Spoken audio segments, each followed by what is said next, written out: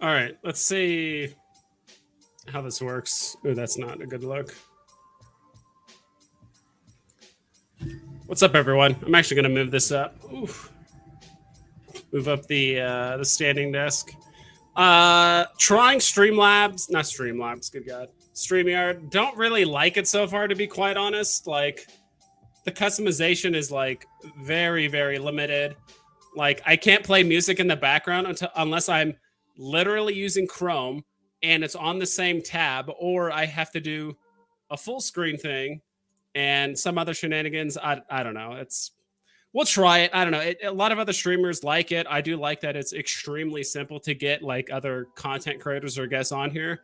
I might try restream next time, but today we're gonna try and mess around with this.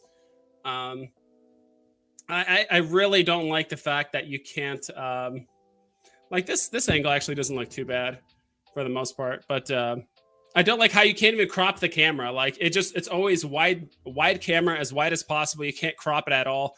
So if there's certain parts of the room or just like you want to focus on certain bits of the camera, you just can't do that at all. So I get it. I like the main reason why I was trying out StreamYard is because, as you guys know, my computer is old and using OBS is pretty CPU intensive on the computer. But if you're running it through the browser, like StreamYard, it's actually not too bad. Um, so yeah, we'll go ahead and get this started. Another thing I don't like about StreamYard, at least like through here, is I can't see what my sound or music levels are. So if my music is loud, I don't know. If my voice is too low, I don't know until you guys tell me. So I have to like type it in here.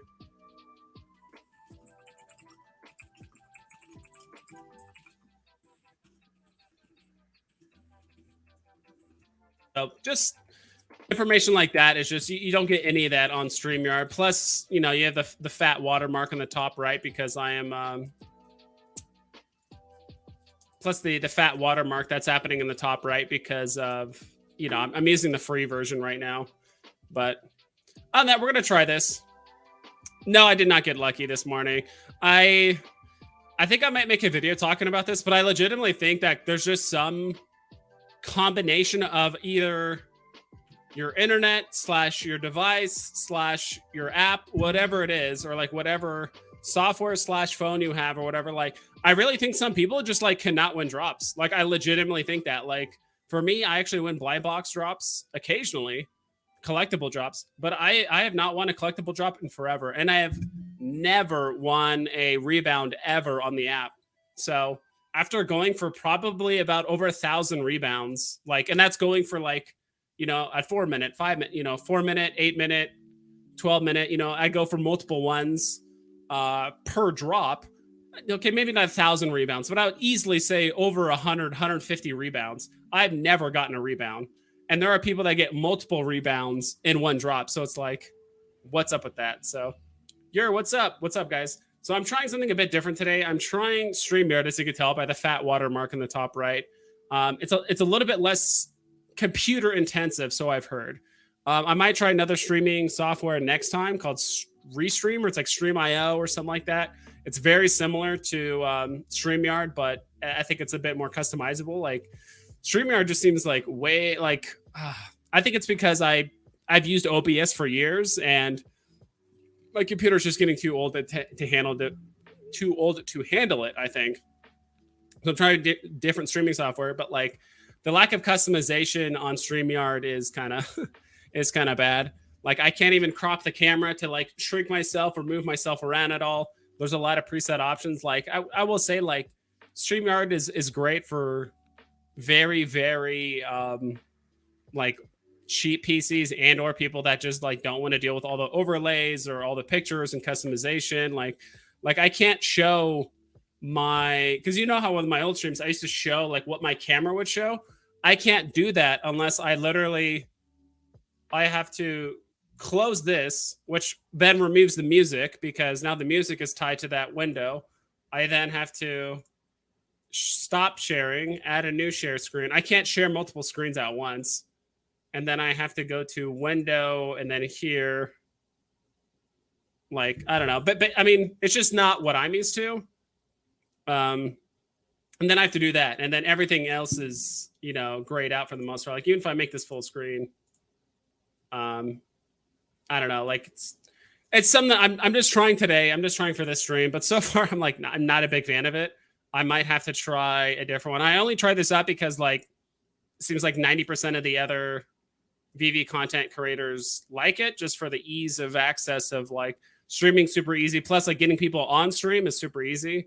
Because when I tried, like just yesterday or 2 days ago, when I tried to get my collectibles and sleeping in comics, and there, it was hard for them to get on Discord, and they're kind of juggling between their camera and their audio, and like sometimes there's like 5 to 10 minutes of downtime where they just can't interact with me at all. Which I would assume is kind of annoying for the viewers. Actually, maybe I found a workaround. Maybe I could do this. That kind of works. I don't know. But oh well, that's whatever.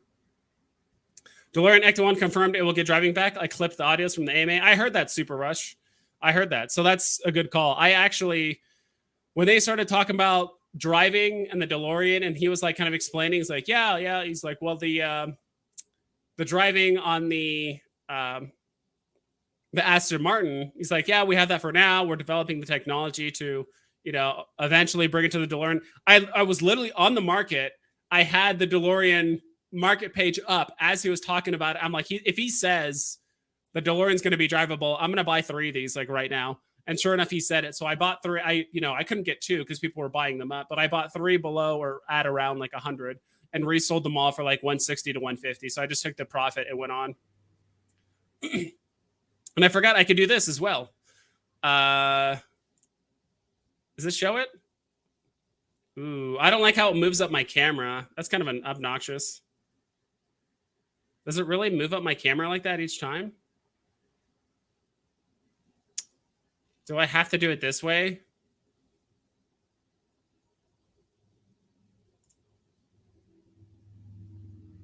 Okay.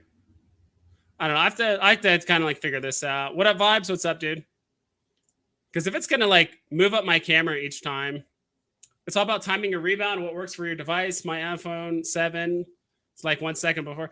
Yeah, Tito, I've tried. I've watched at least 7 or 8 different rebound videos. Most of them from Veve Vault and different people. I've tried the one where you like, I don't know. I've tried going, and that's the other thing too. It's like literally just a 50-50 shot, whether you keep that buy button, right? Because some people just don't get buy buttons after they try for the initial drop, and like they just lose the buy button, and now your chance of getting a rebound is, let's be honest, basically 0.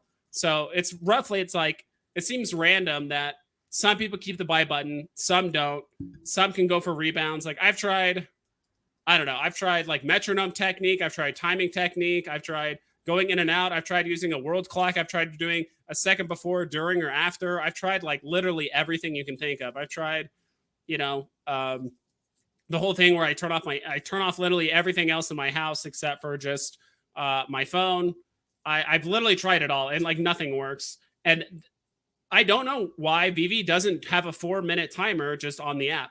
Like, why not just after the drop happens and it says sold out or it's gone, just have another 4-minute timer for a rebound instead of having to like arbitrarily try to time it up with the clock, but like your internet is half a second behind, but like the app is possibly a second and a half ahead, and like I have a different phone, and like why not just come up with another 4-second just timer for a rebound, right? Like I'd rather have at least some feedback that says like, oh, you were too close, or like whatever off, or it's like 0, 2, 1. Like I don't know why it's not like that. Like the current rebound system is kind of BS. It does seem like the same people are winning rebounds over and over and over. And I asked them the same thing, like, hey, how do you win? They're like, well, it's luck, but yeah, I just time it with the world clock. I'm like, I do the exact same thing. So I don't know, like this is the same phone that like won like Steamboat Willie, Walt, and all that kind of stuff. So it's like, I don't think it's my internet speed or my phone. So that's just me. Let's see. All right, I left that up too long. Yeah, I kind of don't like how it like moves up my camera. Like, is there a way I can like not have that happen? I don't know. Banners, comments. I think there's, I don't know. I'll have to figure that out.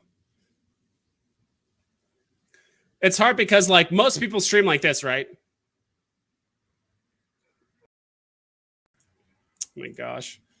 Most people stream like this, right? So when they have the comments, it doesn't matter. But for my type of content, it's probably, I usually stream like this. So I don't know.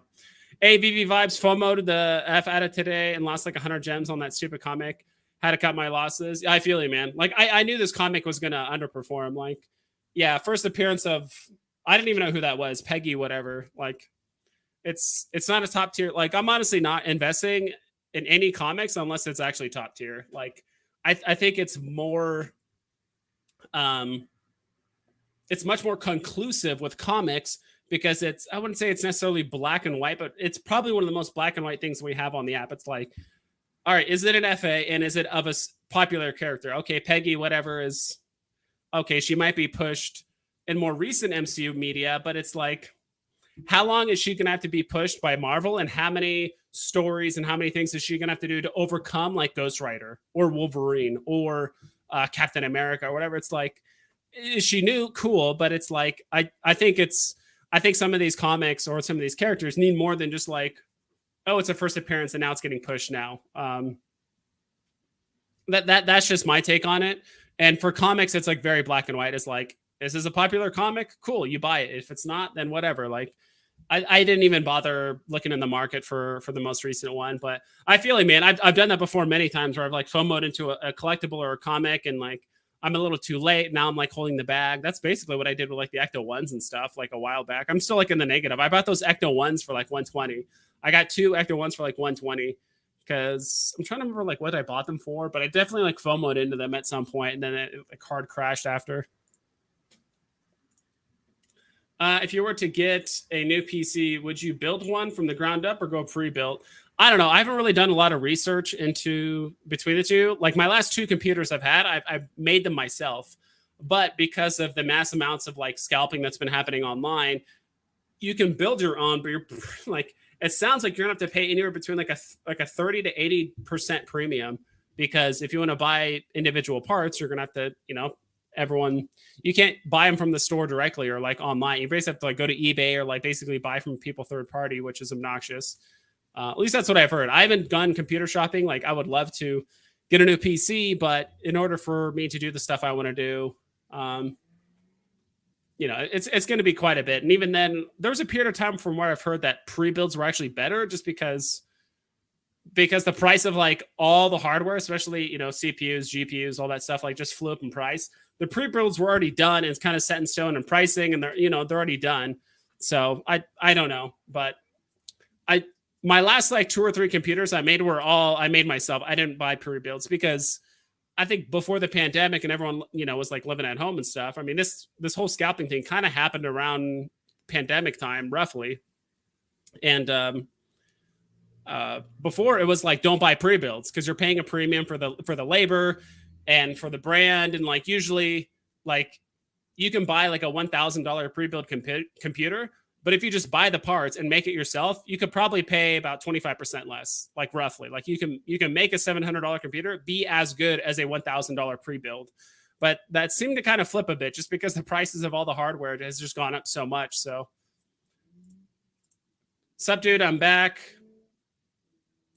StreamYard seems good for what we do on Veve. I think so too. There's some things I kind of do or don't like. I can't see my voice or my music levels. The only way I can play music is literally if I because if I do this, the music goes away, right? If I do this, does the music go away? It's silly that I can't share multiple screens. I can't have multiple layers of things going on at once. Yeah, I might have to try something else. Like I will say like Veve, like StreamYard is good as like a bare minimum, but most people on Veve stream like this, right? Hold on. Oh my God. They stream like this and they talk. But most of the time what we do is we're looking at charts, right? So it's like this. I don't know. Like, and I will admit, it's very, very simple to get people on stream. So people aren't trying to juggle between their camera and their mic for Discord and I have to do that. That's the one bad thing about OBS. So I might try Restream next stream, or it's called like Stream.io or Restream or something like that. It's very similar to StreamYard, but it's I think it has way more customization, which is what I like. Yo, Vibes, what's up, dude? So I'm sorry if I'm like complaining about StreamYard, guys. I was trying it. My last two streams I had on guests, but like, my collectibles, and we also had uh sleep and comics got on the stream, but it's hard with OBS because I use it through Discord, and then that's another program I'm running in the background on top of OBS, which lags my computer even more. And then they're trying to juggle between their computer and their mic to make sure it's like off of their camera but on OBS, and like it's just a lot of steps. Like I would like to have it just be as seamless as possible when guests do want to jump on. I just send them a link, they'll jump in, they just set it up and it's done. OBS has way more customization, but it's like it just taxes the computer a lot, like hardware wise. So I'm using StreamYard now just because like in the browser, it seems pretty easy to do. So far, it seems like my computer is being pretty responsive. So there's that positive part, but I don't know. Maybe I'll get used to it, but I do want to try some different streaming software. Veve Vibes, let's go. Pixel Trader, what's up? What do you think about Zombie Spider-Man? Bought one for $8.95, now much lower. Second question, want to buy silver Givenchy card, but I'm not sure. Thoughts? Let's look at each of those. Everything is down, so don't be surprised. Like I bought my Zombie Hunter Spider-Man common for $240 or something like that, or like $280, and it's obviously much further down than that. So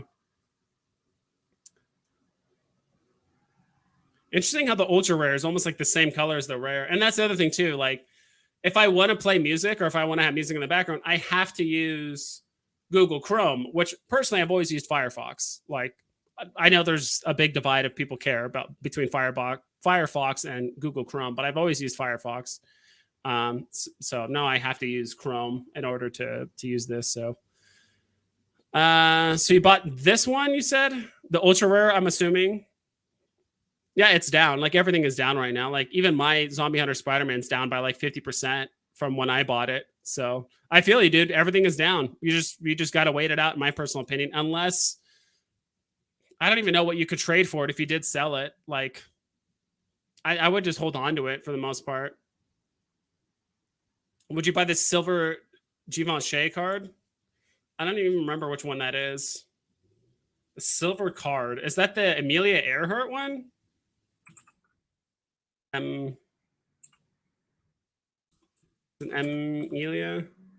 I don't even know how to spell her name. Is it A? It's not Amelia, is it?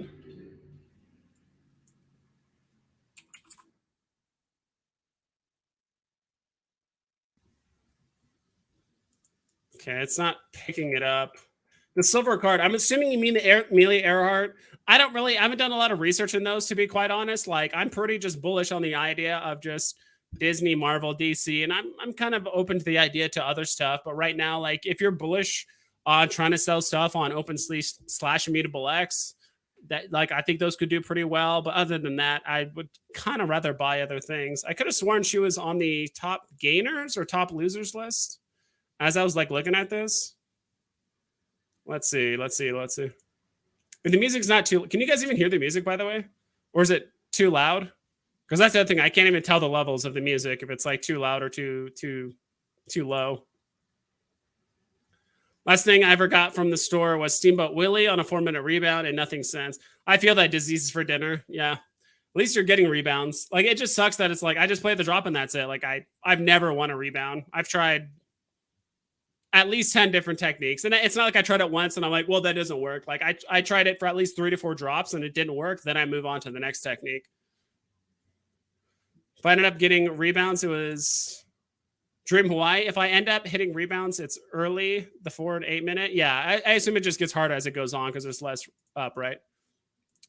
What are we buying for UR Comics? Well, I would say for comics. I think this is the one you mean, right? Sorry, earlier. Yeah, Amelia. It's with an A. What the hell am I saying? Amelia Earhart. I probably wouldn't. It's probably just getting dumped like everything else. Yeah, it's just getting dumped. This chart is doing nothing but go down to the right. Listings are up. Like, I'm not saying this wouldn't do well off platform, but that's the thing. Like, all the stuff that would do well off platform, I just think there's a lot of other things you can buy in the meantime that can get you more profit. I mean, this just saw a significant pump just because I don't know, probably Ray Fixie or whoever else wanted to like pump this thing. But other than that, um, people are going to just take profit. It's just a matter of time. But for 1,500 gems, I'd rather buy an Iron Man, quite honest. I'd rather just have an Iron Man. That's going to be much more stable. And then relying on OpenSea. And if you take, I mean, there's some people that might not want to buy these on, I mean, there's going to be some people that want to buy these on like OpenSea or Immutable X, but then you lose all the utility of having it on Veve, right? So, yo, what's up, Daniel Marquez? What's up, dude? Do you want to trade my SR, Ride the Lightning board? Please check it out. It's the expensive one of the two boards. Ride the Lightning. Pablo Martinez. Do I want to trade? I don't even think I have anything to afford that, to be honest. Hopefully it just pulls up when I put in Ride the, and that's it.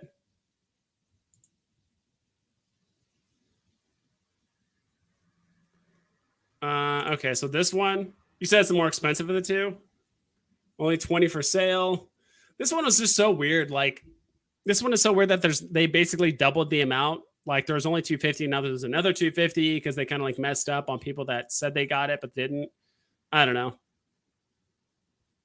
Let's see.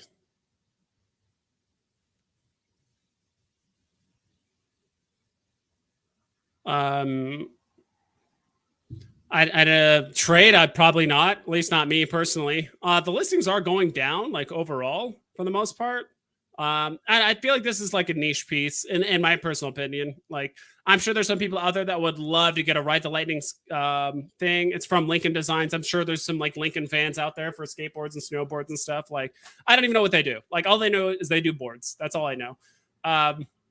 So I can't comment on this one very much, but the trend of it is it spikes. You're just playing gem squeezes at this point, right? When it first came out, it was hyped down, down, down, down, down, and then after 12 days of Veve, it just got cut up with every other NFT on the platform that pumped during the third week of January or second week of January.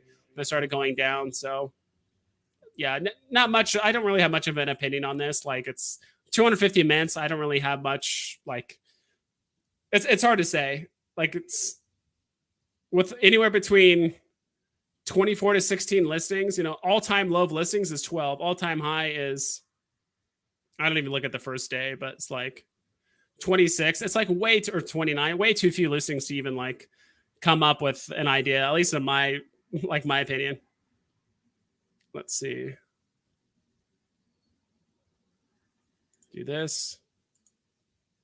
Do it yourself build. Yeah, that's what I always do with my computers. I've always built them.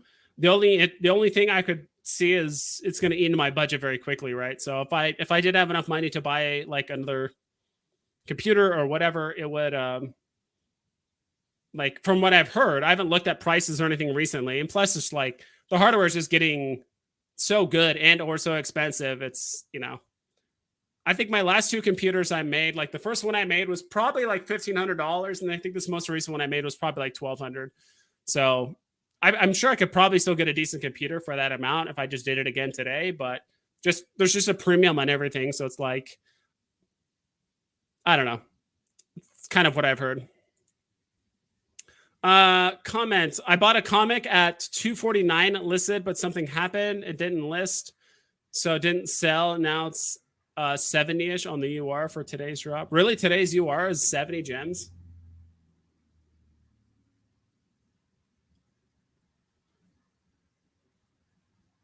I wish I could show you guys, but I guess technically I can. I have to do it this way, which is, it's not what I wanted, which looks kind of weird. What am I? Oh no, I have to go to the market. So the UR is really 70 gems. Oof. Yeah. I knew this comic would unfortunately be like very bottom tier. I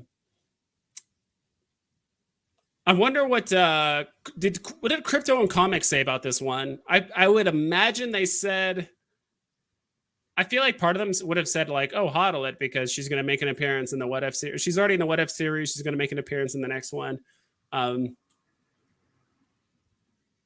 Yeah, I don't know, but it doesn't. I personally, I would not have bought at that much. Oh, there's a 69. going for floor right now. But personally, I would not have probably bought for that much. Like, there's no way in my mind I'm thinking Peggy. I still don't even know her last name. It's worth as much as Ghost Rider, or worth more than like a Ghost Rider Ultra Rare. I just don't see it. So, but that's unfortunate, dude. Like, we've all done it. You're not the only one. Like, there's someone else too that he said they FOMO'd into this comic. I think the main thing was like I was just at the gym like when this comic dropped. Like I don't even think I went for the drop, but I didn't even bother with rebounds anymore. Hey, Vibes, with respect, do you know Peggy Carter is Captain Carter? Lone Set Mighty. What if series on Disney Plus? Broken Shield and new Doctor Strange. Wait and see. Yeah, I heard about all that. Let's pull it up really quick. Yeah, Peggy Carter is Captain Carter and stuff. I think the whole Lone Set thing is just it's an MCP bonus, right? I hope people aren't buying it because it's a lone set. Like, it's a lone set, I'm gonna buy it. Like, I don't know about spending 300 gems just because it's a lone set. That's just me. Like, I think that's just a bonus, right? But my viewpoint on there she is.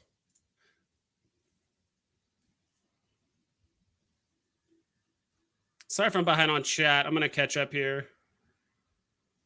And hello, I know you asked about your comics, but I'm just catching up with chat. Shop on Cyber Monday. Yeah, I could do that. Crypto miners are stealing all the graphics cards, so they're expensive right now. That's what I mean. Disease for dinner. Sorry, I have to click on it to show the comment. Steamboat Willie or lenticular card. I'm assuming you probably mean the common or uncommon versus a lenticular card. You can't go wrong with either, to be quite honest. It depends on which card and which lenticular, right? Or sorry, yeah, no, sorry, which lenticular and which Steamboat Willie we're talking about. But yeah, I'm just not bullish on the idea of Captain Carter. To be quite honest, like 6,000 mints, yeah, it's like pretty low, but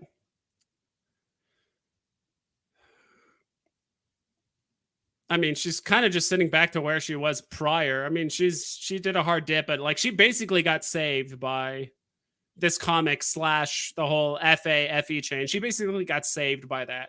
But other than that, I feel like unless she's going to be a major focal point for the next like 2 to 3 like movies or shows, or like unless she's going to be like the head repeating character of like the What If series and or the MCU, if you want to buy one, it's only 300 gems, right? In the grand scheme of things, it's 300. It's not like she's a 3,000 gem collectible. And I'm like, what are you doing? Just buy C3PO or something like that.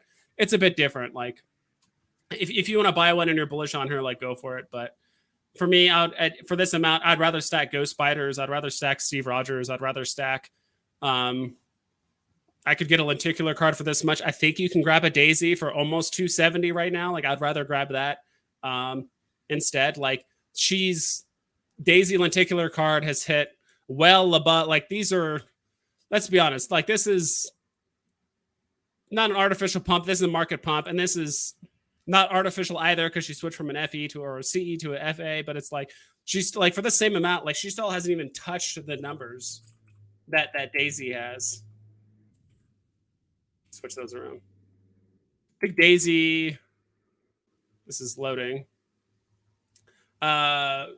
Is Spider-Man Comic 252 common a good investment for at least to hold its value or more in the future? That's the super rare one, right? Yeah, for Daisy Duck, like you just spend. Sorry, let me just move that really quick. Yeah, for 17 more gems, I'd rather get the NFT that has a proven track record of going up to at least like 650. Like, I think Captain Carter, her highest point was 450. I know this has more mints, but in my opinion, I'd rather grab a Daisy or Zombie Hunter Spider-Man plus something else or whatever. Like, that's just my take.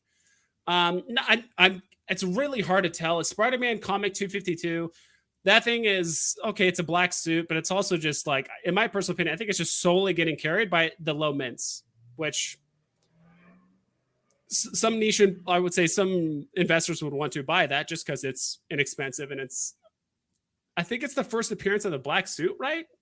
Maybe not. I'm not entirely certain. Let me look it up really quick. Do I think there's better buys out there for the amount? Because I think last I checked, it was like.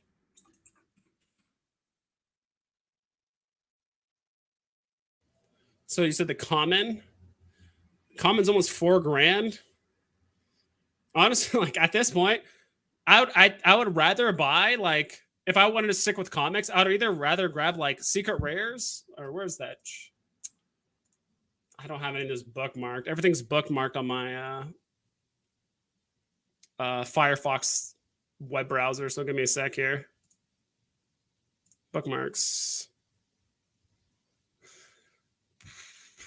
Plus, you just get more options, right? So I'm looking at Veve set list because I think this is still the best way to like look up the cost of comics, because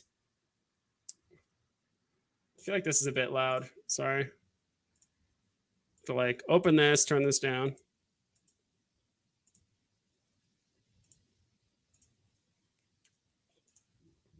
Let me see here. Let me remove that in the meantime. Learn collectibles, comics. Yeah, so for $4,000,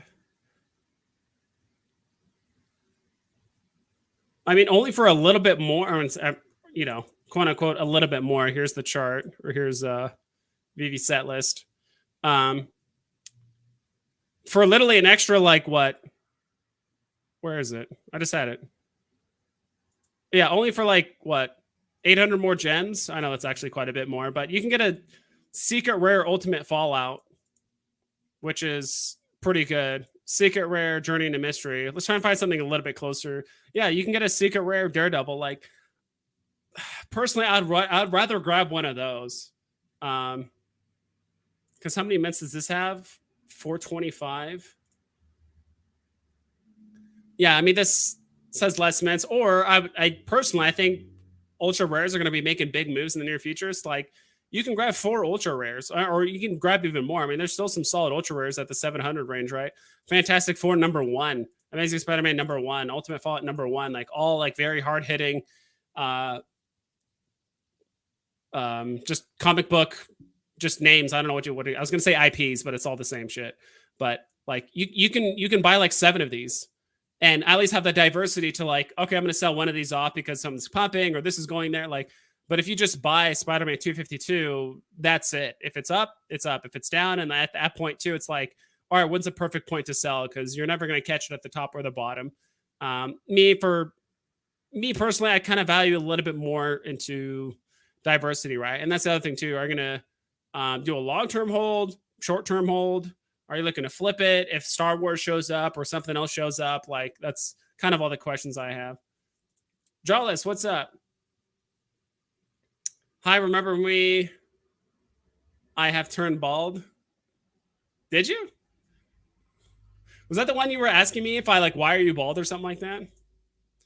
Hi, Vibes. Your long-term thoughts on SR Aston Martin 507 and SR Black Panther? Yeah, they're both great holds, in my personal opinion.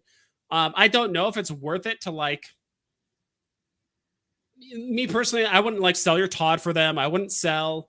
But like, hey, could I sell these 11 lenticular cards to get a Aston Martin, or should I sell these 2 golden moments to afford an SR Black Panther? I would say no. Like, if you have the means to do it, or if you have the means of selling, like, or flipping, I should say, yeah, like selling your independent artists or lower IP stuff that's not as popular, or maybe some of your like low tier comics for them, then sure. But in my personal opinion, if you got some good golden moments, or if you got some good like lenticular cards or some Batman stuff, you got Todd, or you got some other like, Joe Matt stuff like that. Like, I'm trying to remember, who was it? It was Rob stuff. He had a good point where he's like, just let your winners win. Like, they're already doing well. If stuff is pumping or going up, like just let them win. At least if you're thinking long term, right? Because I'm assuming that's what you mean. You said long term, so I think both will do fantastic, but I'm not sure about selling current like top tier NFTs and or grails to afford those. That's just my take. And also like SR Black Panther, I don't think it's a grail. It's like very, very high tier. I probably put it between price wise, like between Superman and like Captain America, but I don't put it in like grail category or a tier, at least in my personal opinion. I've heard some streamers setting up OBS on a separate low powered PC and running the game or whatever on their better PC. Yeah, I've heard that too. I might do something like that because like this PC, it's old. You know, I'm also one of those people that will like use stuff until it basically just runs into the ground. Like I remember my old phone, like the screen, like the corner of the screen was like breaking off, and it was like going slow as hell. And like I had that phone for like 4.5 years, and I'm like, I'm not getting rid of it. It's still useful until it finally just like stopped working altogether. I'm like, all right, finally, I guess I'll go to the store and get a new one. But yeah, like this PC can still run like games and like do all kinds of stuff, but it's just like I just don't think it can handle streaming very well, and I think it is getting bottlenecked by the CPU mostly. Can't hear music. No music at all. I don't hear any music. That is strange. And see, that's like the other annoying part too. They said hodl. Okay. And I think there's a difference too. I guess it's like I'm kind of curious if they said like go out of your way to buy the comic or like, hey, if you want it, just hold it. Like I think there is a difference between that. That is so strange because I have music playing and I looked up online like how do I play music in the background on Streamlabs? But like unless I basically do this, apparently. Hold on. Let me try something really quick. Let me close that. Okay, share.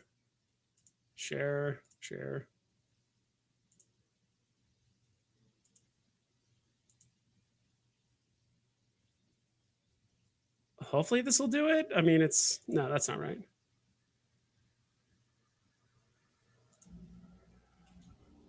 Let me see.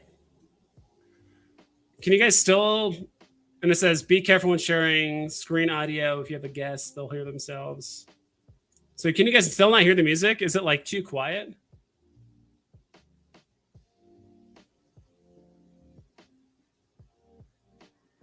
What if I do this? Does the sound come up then?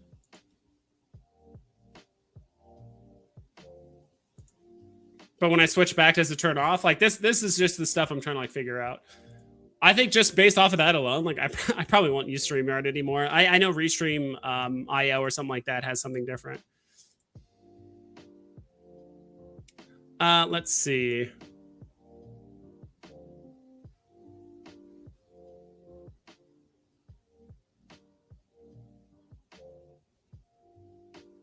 Can't hear music. Yeah, that I would like to do that. That's how, but it's again, it's weird that like buying a whole new computer right now is just like not a top tier necessity, but yeah, I probably should get one eventually. No music at all, no music. Hey, got some spare gems. Would you pick up a ultra rare amazing Spider-Man or FF #1 or a Donald and Daisy things in advance? I think any of those are fantastic, to be quite honest. I'm trying to remember. I thought I asked like Sleeping in Comics that question, or maybe my collectibles, or maybe one of the other comic book collectors. Trying to remember what they said though. Like basically between Amazing Spider-Man or Fantastic Four #1. I think I asked Fantastic Four #1 or #5. I think that's what I asked, not Amazing Spider-Man. I'd probably say Amazing Spider-Man just because Spider-Man's just the hype right now, right? Like Fantastic Four is gonna need a few movies, in my opinion, to like build up to like really get to that same level. But yeah, any of those are fantastic to be honest. And I'm kind of opening up to the idea to comics now. To be quite honest, I do think it's subtle, but I do think the community is kind of opening up to it as well. Let's see. How about House of X? I don't really know much about House of X. Like, I know it might seem like I know what I'm talking about when it comes to like, sometimes it's like Veve stuff, guys, but I like really don't. Veve setlist, Veve rank. So like I'm like still trying to figure out comics, right? And I'm mostly just familiar with like the top tier stuff. Like there's just so many like meh and like mid tier and like low tier comics. It's like, let's see. I know House of X is actually kind of high up there. I think it's like B tier for Sleeping Comics. And then hold on one sec. I think there's another one I used too.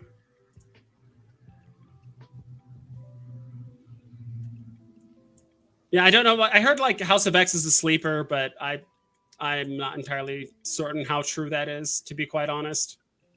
Let's see. Taking a while to load. Let's see. Okay, in the meantime, well, I guess we'll look at chat. Hey, I got an uncommon Ghost Rider. It is edition 667. Do you think the 666 could increase the value? I would say so. I mean, I would buy that off you if you're selling it. I'm not sure how much you would. I do think you can ask a little bit above floor, or just. I mean, there's no harm in, like, I mean, you can put it for 1,000 gems if you want to, right? And just see if it sells. Put it for 50% above floor, or double the price, or whatever it is. But like, there are probably people that will buy it, or you could probably ask for a premium because it's 666. But would I know how much exactly? I don't know. I don't know how much people would actually buy for it. That is a type of comic I am kind of like looking for, at least like a 666 version. Let's see here. Okay, I'm starting to freak out here. Okay, I think this is it. Okay, give me a sec here. Oof, this loading screen is killing me. They said HODL, Peggy Carter. That's Captain Carter. Yeah, I'm familiar with like Captain Carter, but I got 1.2k gems. And when and what do you think is the best time thing to? It's like 4 questions in one. Like when, what, where, best time thing. Like I get what you mean though. King Khan. To be honest, I'm holding. Like right now, I'm just flipping stuff. But actually, like, to acquire things to hold in like the mid to long term, I'm just waiting. I fully expect this gem squeeze to last through March, or until we get more MTL updates. They did say that there's going to be a slow trickle of people getting access to the money transfer license, but they won't tell you, and you have to like log in probably every day or maybe every week to find out if you have access to it. So I think that slow trickle could, I think it's almost smart of them to just like not tell people like any hard dates. They're just saying like, yeah, people are gonna have access to it over the next few weeks or months, whatever, and not say like it's starting this day, because that would just cause the market to crash. Not that I think Veve really cares if the market crashes, because they're making money either way, and like the market's gonna correct itself. There's a bunch of whales coming into the app like anyway, so it's like whatever. But here it is. Open image in new tab. Okay, this one. I know it's hard to see, but because where is okay, bottom of B tier. It's actually lower than Eric Killmonger. That's interesting. And that's the thing, right? It's like, I think this person who's Boodle NFT, I haven't really checked him out much on YouTube. I know he's made a couple videos, but I like his tier list and just the way it's laid out. Maybe just like a little bit more than Veve Rank, because Veve Rank does a good job of like, I like his like speculative picks and stuff. But he told me that actually his tier list is just alphabetical order. Like all the S tiers in alphabetical, all the A tiers in alphabetical, all the B tiers in alphabetical order. And it's like, all right, well, how much better or worse is Jungle Action versus Journey into Mystery? Is Jungle Action really just half a step below Journey into Mystery, or is it just alphabetical order? Like me personally, I would like to see this be a bit more organized as to like what you think is the best, all the way down to like what you think is the worst of the bottom of the B tier, or whatever that is, right? But this one kind of explores that more in depth, my take. So I think for the most part, stuff that's in B tier is like, it's a notable character, people know of the character, it's not a no-namer, and it does have a first appearance, and they will be making some more appearances in like the MC and stuff. But I probably wouldn't have thrown too much money at Peggy Carter for the most part. I know it sounds like I'm just kind of like just dumping on her for the most part, and I probably am, but yeah, I don't know. I don't know what to say about that. $300 is cool for Captain Carter. Yeah, if you want to, yeah, the dude, go for it. I'm not going to tell you guys, like, I'm just giving you my recommendation.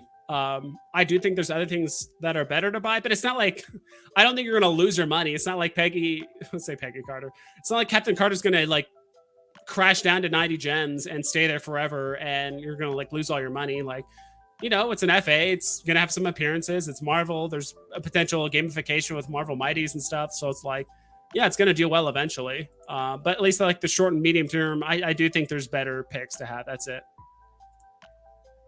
What would you buy with 3K gems to flip next pump? It depends on how cheap things get. I'm keeping my eye closer on more recently, like the UR ultra rare comics, golden moments, lenticular cards, maybe some DC stuff. So like, I mean, like when I see things like if I see something like Joe Mad going down to like 500 gems or something like that, I'd be like, hey, that's a good pickup. Like just numerically, it just makes sense to like pick one up, right? I'm also trying to get away from the idea of just like writing Disney and Marvel all the time. I'm actually kind of like opening up my um, kind of like my investing tips, I guess you could say, or like my portfolio of like what thing. Oh, it's because we're in comics, no wonder. Because I don't think like DC is bad. It's just gonna have to work a little bit harder for the price to go back up, and it is probably one of the better purchases on the app. I think it's better than most independent artists. So like at least there's that. Strange how it showed Joe Mad and like just took it away. But with 3K, it depends on how things cheap get. Choo choo. But again, I'm just looking at the high A tier possible grails, right? So golden moments. I'm sure there's probably. Let me look at this list again. Like if we're looking at like secret rare comics, like is there any secret rares like Daredevil #1? Like if that fell to like maybe like 2K or like I'm not sure how big this next gem squeeze is going to be or whatever it's going to be, but like this is the stuff I'm looking at, right? New Mutants, secret rare, Deadpool, or ultra rare, like whatever it is. At this point, like I would only be looking at secret rare, ultra rare comics for the top tier comics. Not really stacking any of the cheap ones. Like I'm not stacking like Vote Loki's or Eric Killmonger's, which Eric Killmonger's going to do better than Vote Loki, but not significantly better, I would say. So I know that didn't really help, but it's kind of all I can muster up right now because I don't know what the prices are going to be later this month. If there's a crash, because before there's a pump, there will be a dump. Mini or Daisy card, both around 300, or Mickey around 400. I would shoot for the Mickey if you can, but if not, I really don't think you can go wrong with either. Like I think Daisy could do well with just like the low mint number. Like she doesn't have a ton of mints, but Mini arguably is more popular. Daisy isn't shown that much. So I'm not sure. I honestly, you can't go wrong with literally any of those. It's just whatever your budget allows. And if you need to like sell another NFT to get Mickey, and it's an NFT you don't want to sell and that hurts, like I'll maybe just stick with Mini or Daisy. But honestly, any of those are fantastic, dude. Like I don't know your like specific scenario, but like any of those are fantastic. Stacked uncommon, a Black Panther comic. Is there any hope that they will go up, or was that just a bad buy? Are you talking about the Black Panther like 1998 one? I think. Yeah, I still don't understand why that was so high. It wasn't the first appearance of Black Panther. It's the first appearance of his like friends or something like that. Like I'm not your. I feel like I'm actually a good. I'd say I'm not a good resource to like, oh, what you should buy for comics, but I'm like your everyday user, right? Like I know the basics of comics, but then again, that's probably where most of your buyers are going to be, right?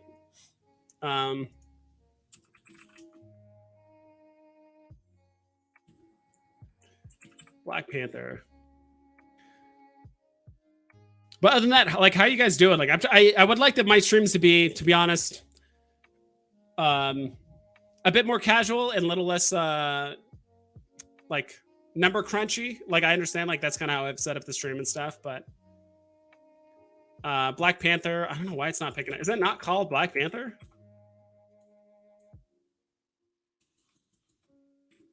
I've just spent in 1998. Hello. Yeah, I don't know what's going on here. Unfortunately, it might have been a bad buy. If it's the Black Panther I'm thinking about, honestly, that price was just like way too high for no reason, in my personal opinion. And I do think it is being dumped currently on the market. So I wish I could help you out, but I don't know why it's not pulling it up. Yeah, I don't know why. What's up, my G? What's up, Andre? Which Pokemon you got on the drop on the 27th? I got 2 SR Pikachus, so I'm chilling.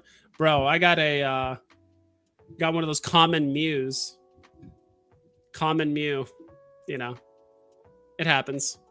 I got a what's it called? I don't know, like what's kind of like a meme Pokemon? Like Ditto? I guess Ditto's kind of a meme. Yeah. Maybe, maybe not. All right, let's go back to collectibles really quick. Secret Rare Comics is the way to go. I agree. I think Ultra Rares are good too because I think some people will like the Veve exclusive art styles by like the more recent artists, right? So I do think there are some comic book artists. And I also heard too from a friend that some of those comic book styles, or at least like the Ultra Rare version or whatever, is the real life version of like certain exclusives. Like I heard that, and again, like it's all hearsay. Like I'm not a comic book collector. I just hear things from one person to another, and it's like you know, during an audio thing, or I'm like listening to a stream, so it's hard to like retain all this information. But I heard that comic book stores, if they buy a certain comic in bulk, sometimes they'll get exclusive covers with it as a bonus, right? It's like, hey, buy 1,000 comics, we'll give you 50 of these exclusive covers on top of it because you bought in bulk, right? Or if you bought 100 covers, now you get 5 of these exclusive covers that come with it, which is different art, different stuff, and you can sell those at a premium because you bought in bulk or something like that. That's what I've heard. So you think Seaboat UR will reach around 2K? Will reach 2K around MTL or maybe even before?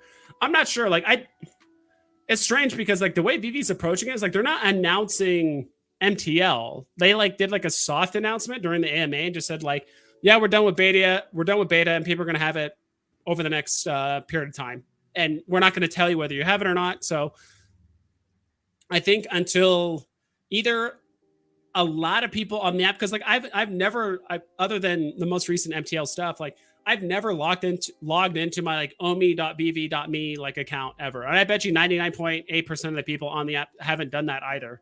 Unless they have iPhones. I think you have to do that for iPhone. I have Android, so it's a bit different. But so unless people are logging into that on a daily or weekly basis to see if they can log out or like cash out, people just won't know.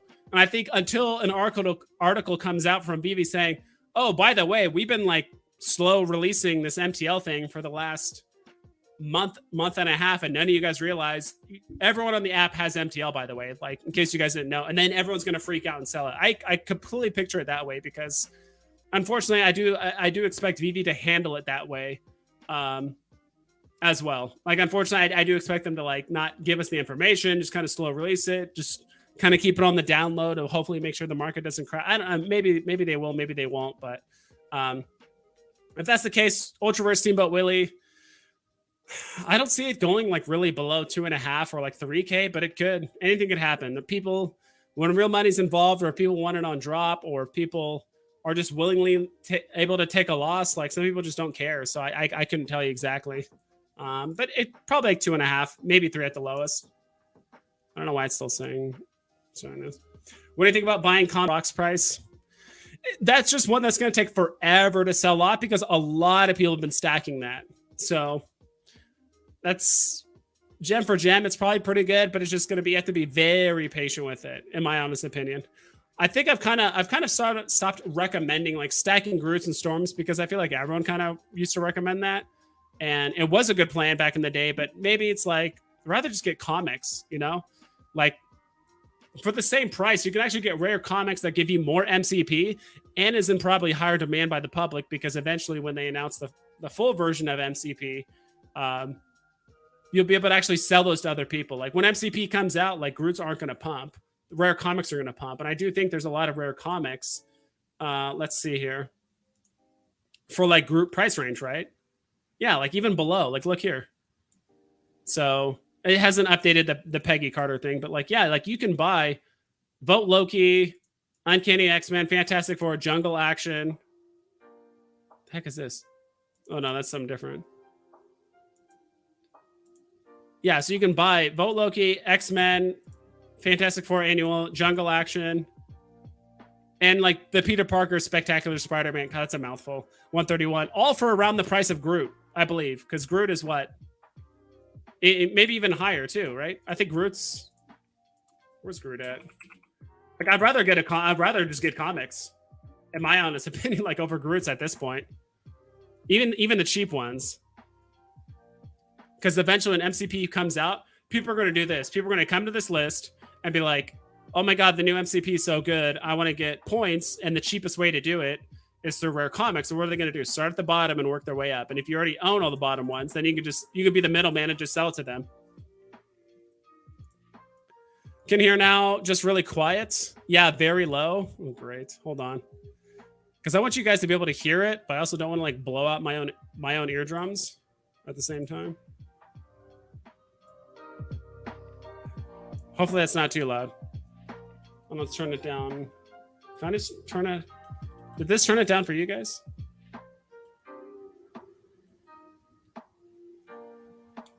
I don't know. I'm already hating this StreamYard thing.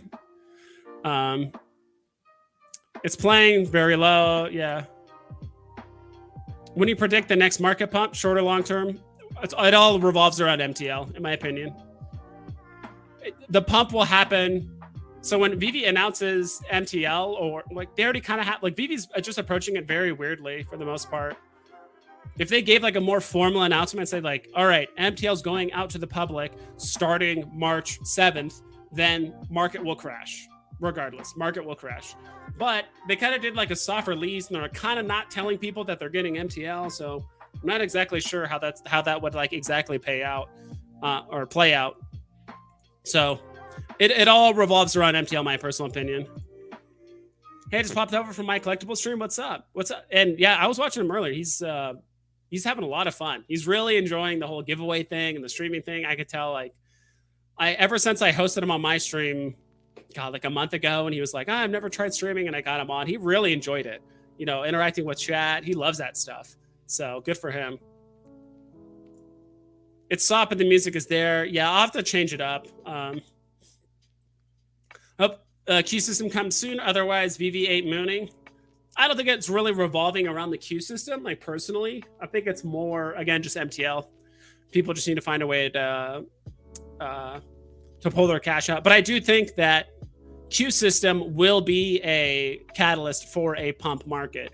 I think when Q system is fully released and those people start to realize that like they're not winning any drops, or when we start testing it and like those people that typically get what they usually win the drop, get 2 rebounds on 2 different phones, and they're just like, you know, but the second that happens, I think for the first time on like a comic like drop or whatever, while they're testing it, because they said that they're going to test it for a few weeks before they fully implement it, they might panic and just be like, oh my God, like I'm not winning drops anymore. I need to reinvest into blue chips / grails / golden moments / high tier NFTs. And I do think that that gap is going to get wider and wider between the high tier NFTs and like the mid to low tier NFTs, in my personal opinion. Hi, what do you think on low mids for Powerpuff Girls and Adventure Time? They are hard to find. Is it good to hold them if able to get some? Thank you. I feel like I get these questions like all the time, and it's nothing against you, but Dulce Garcia. I'm not too bullish on Adventure Time as well as Powerpuff Girls for the most part. I can almost, because Powerpuff Girls, what was it? They were pumping a ton, at least like Blossom and Professor Utonium and a few other things. But I can almost guarantee you they're probably already dumping on the market. I haven't even looked, but I probably can tell like they're already getting dumped on the market. Power, do I need to put a space in there? I don't think.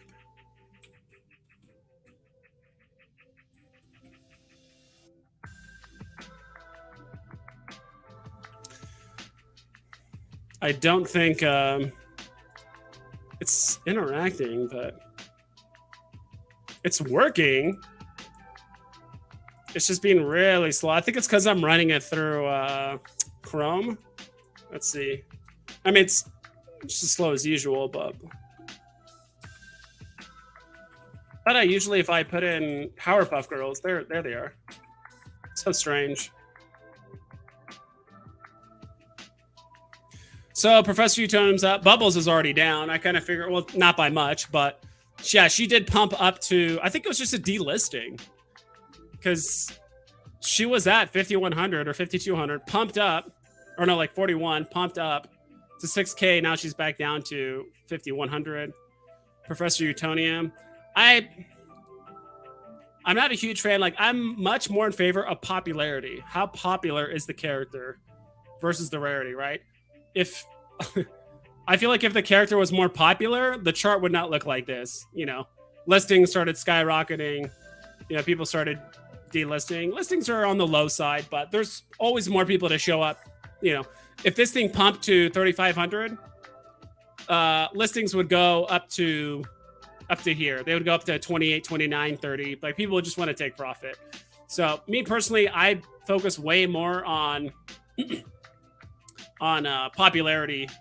How popular is the character first, and then mints, and then, you know, whatever else, the rarity of the item itself. So is it a bad move? No, it's a season 1. It's a low mint. If you're going to hold it for 5 years, it doesn't really matter. But I would say if you are planning on like making moves or to buy something else, in my mind, I'd rather buy an R2D2 than Bubbles. I'd rather buy a C3PO than a Professor Utonium, or a bunch of ultra rare comics, or lenticular cards, or get like 2 Joe Mads plus a ghost stack of ghost spiders than like Professor Utonium. Like, there's just other things I'd rather buy. It's like all big name brand recognized characters rather than a Professor Utonium. And I don't know. That's just me personally. So, and I really think Adventure Time plus Powerpuff Girls are going to struggle as long as there's Marvel, DC, or Disney NFT counterparts in a similar price range. People are always going to sell these off in exchange for those things, right?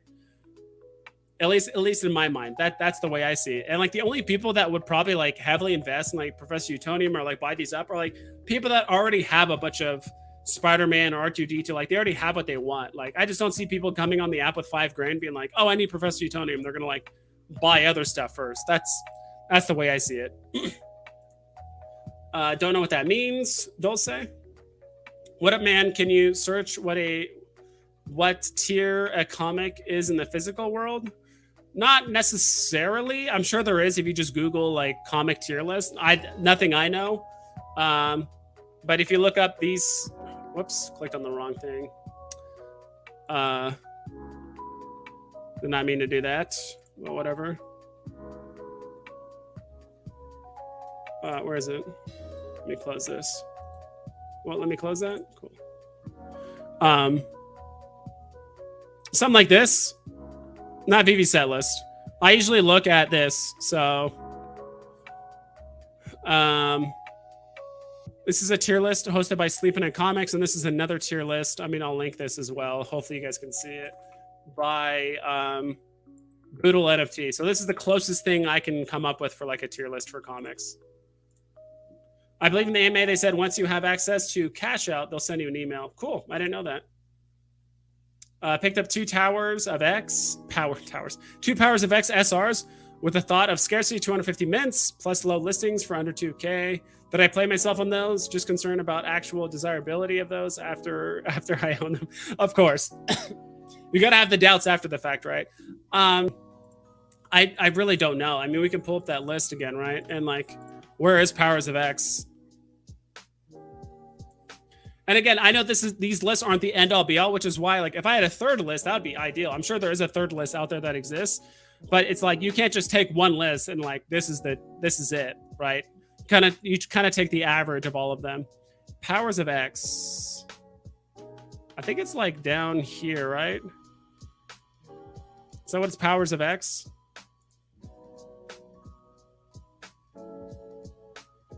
Powers of X. I don't know. Maybe. All right, maybe not look at that one.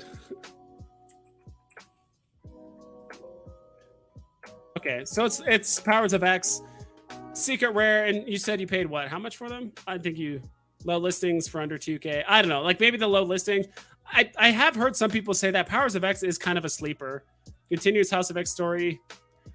I'm not entirely sure if this is a fantastic buy or whatever. Like, it's not the worst one. I just don't know enough information about powers of X to actually like make an assessment. Exactly speak. Like I wish I could help you out, but I really don't know. What's up, fam? What's up, Getsy? Was just catching up on what I missed from the AMA yesterday. Yeah, I might need to rewatch that.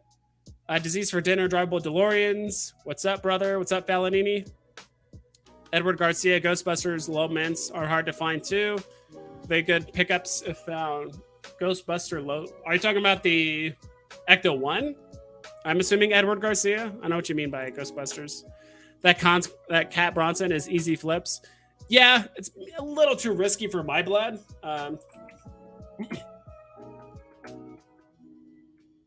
Yeah, like spending $2,500 for gems, I should say, for a flip, a bit much for me.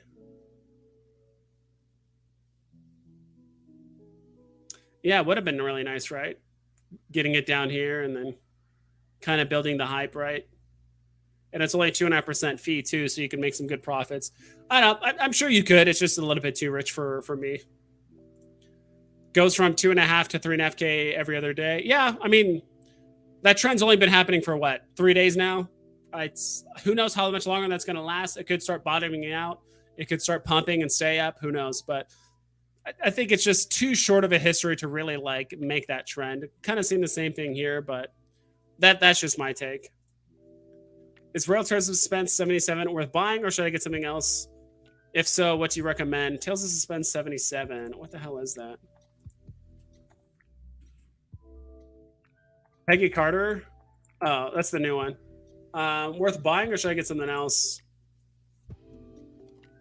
Are you talking about like the? Oh, is rare? Okay, how much is the rare? I don't even know how much the rare is. Let's see. Let's pull it up if we can. Let's look at the rare. For 35 gems, I mean,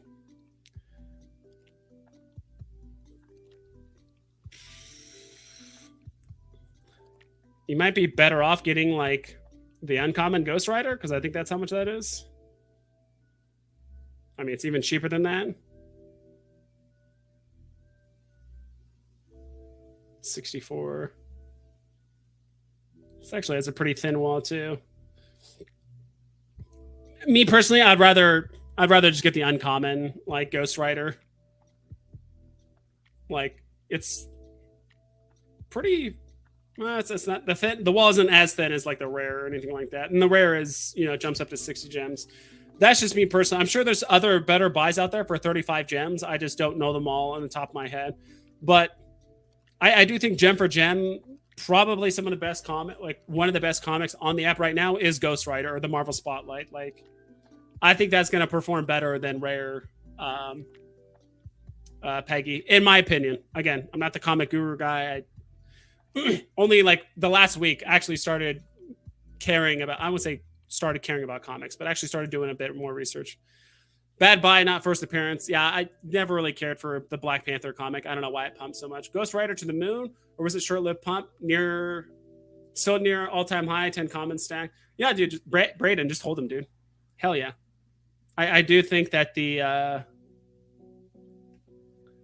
common could get up there, right? If we look at other comics, like I think it's roughly on the same tier, probably a little bit below things like this, like Uncanny X-Men #4. Like, what are the commons here? 50, right? Or I'm trying to remember the other ones. Or Spider-Man first appearance of Doc Ock. It's probably somewhere in this realm. I think it's a little bit closer to this pricing. So it would not surprise me at all if where's the other one? There's first appearance of Green Goblin. That's the one I'm trying to look for.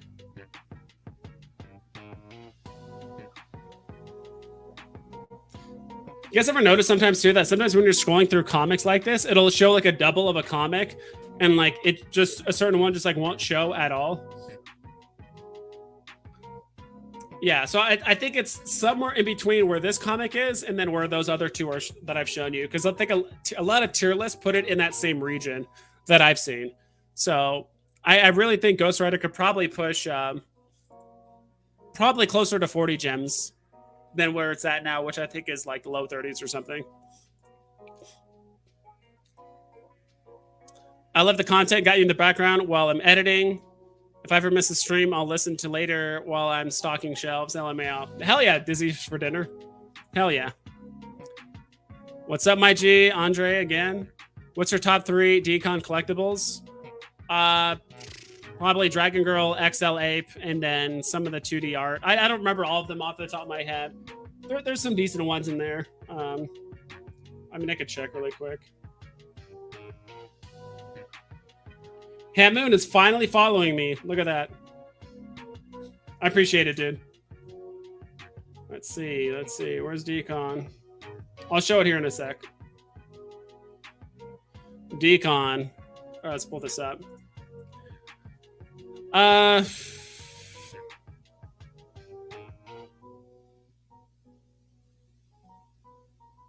yeah, I forgot Cat Bronson's in here too.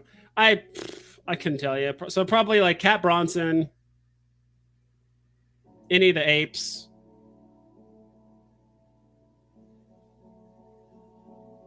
And I'm sure there's some I'm just completely forgetting about, but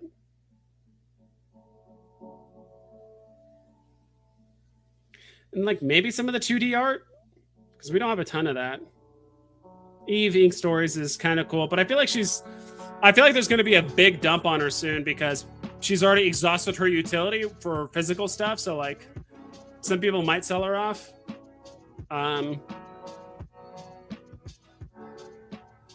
If the music's too loud, by the way, please let me know, guys. I can't look at the levels of the music because of StreamYard. Just as color. I don't know. I can tell you, but like those are the ones I would recommend. If it was up to me, I wouldn't buy any decon. But if you're bullish on off-platform selling, then decon's probably the way to go. All right, I cannot handle this. I gotta turn it down a little bit. It is like way, way, way too loud.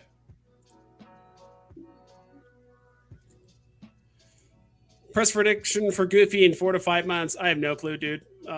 Mustafa. Press predictions that far out are quite literally impossible to predict. There's we're not going to get Omi to NFT then, but we could have celebrities talking about it. We could get more advertising through Disney. We could you know, have MTL not released till, you know, later at that point. Who knows? Like price predictions that far out, I don't know, let's say 6K. I don't know. It's interesting. I've said this before, but it's like the more you study the market, the more you realize how volatile it is. And like literally, like Goofy could be at 10K at the 4-month mark, but one tweet will make it go down to 2K. That's all it takes, you know. I don't know what that tweet would be, but all it would take is one tweet for it to go down to 2K. So it's like, who knows what that would be, but I don't know. Great insight. What do you think about Harley Quinn 08 uncommon FE or common 56 FA Tim? Let's see. Harley, there it is. You said number 8 or number 56?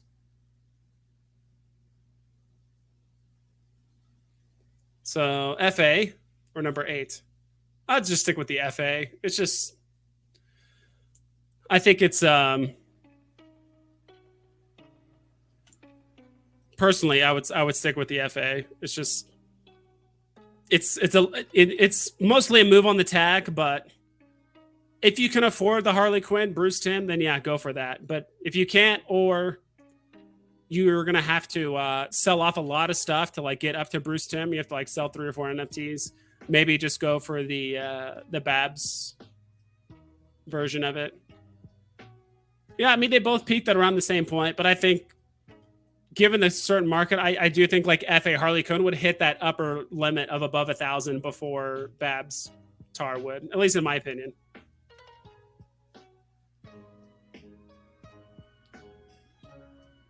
Yeah, because FA Harley went a bit higher, but not by much.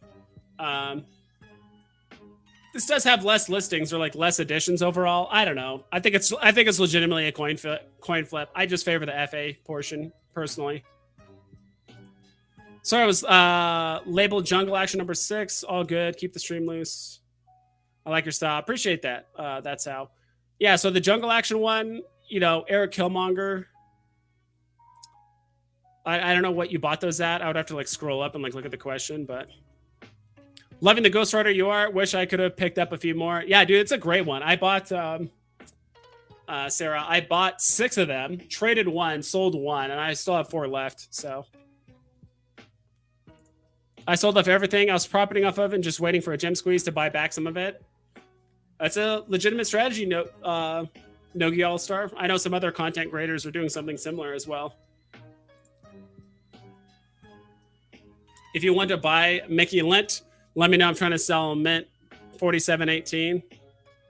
Oh, that's to someone else. I'm like, I don't really, not really looking to buy a bunch of stuff right now. What's your opinion / outlook on Veve saying their partnership with Disney isn't exclusive? There have a lot of FUD going on about other companies stepping in or Disney doing their own platform. LeGroin James, I've already talked about if Disney does their own platform thing, I think that's fine.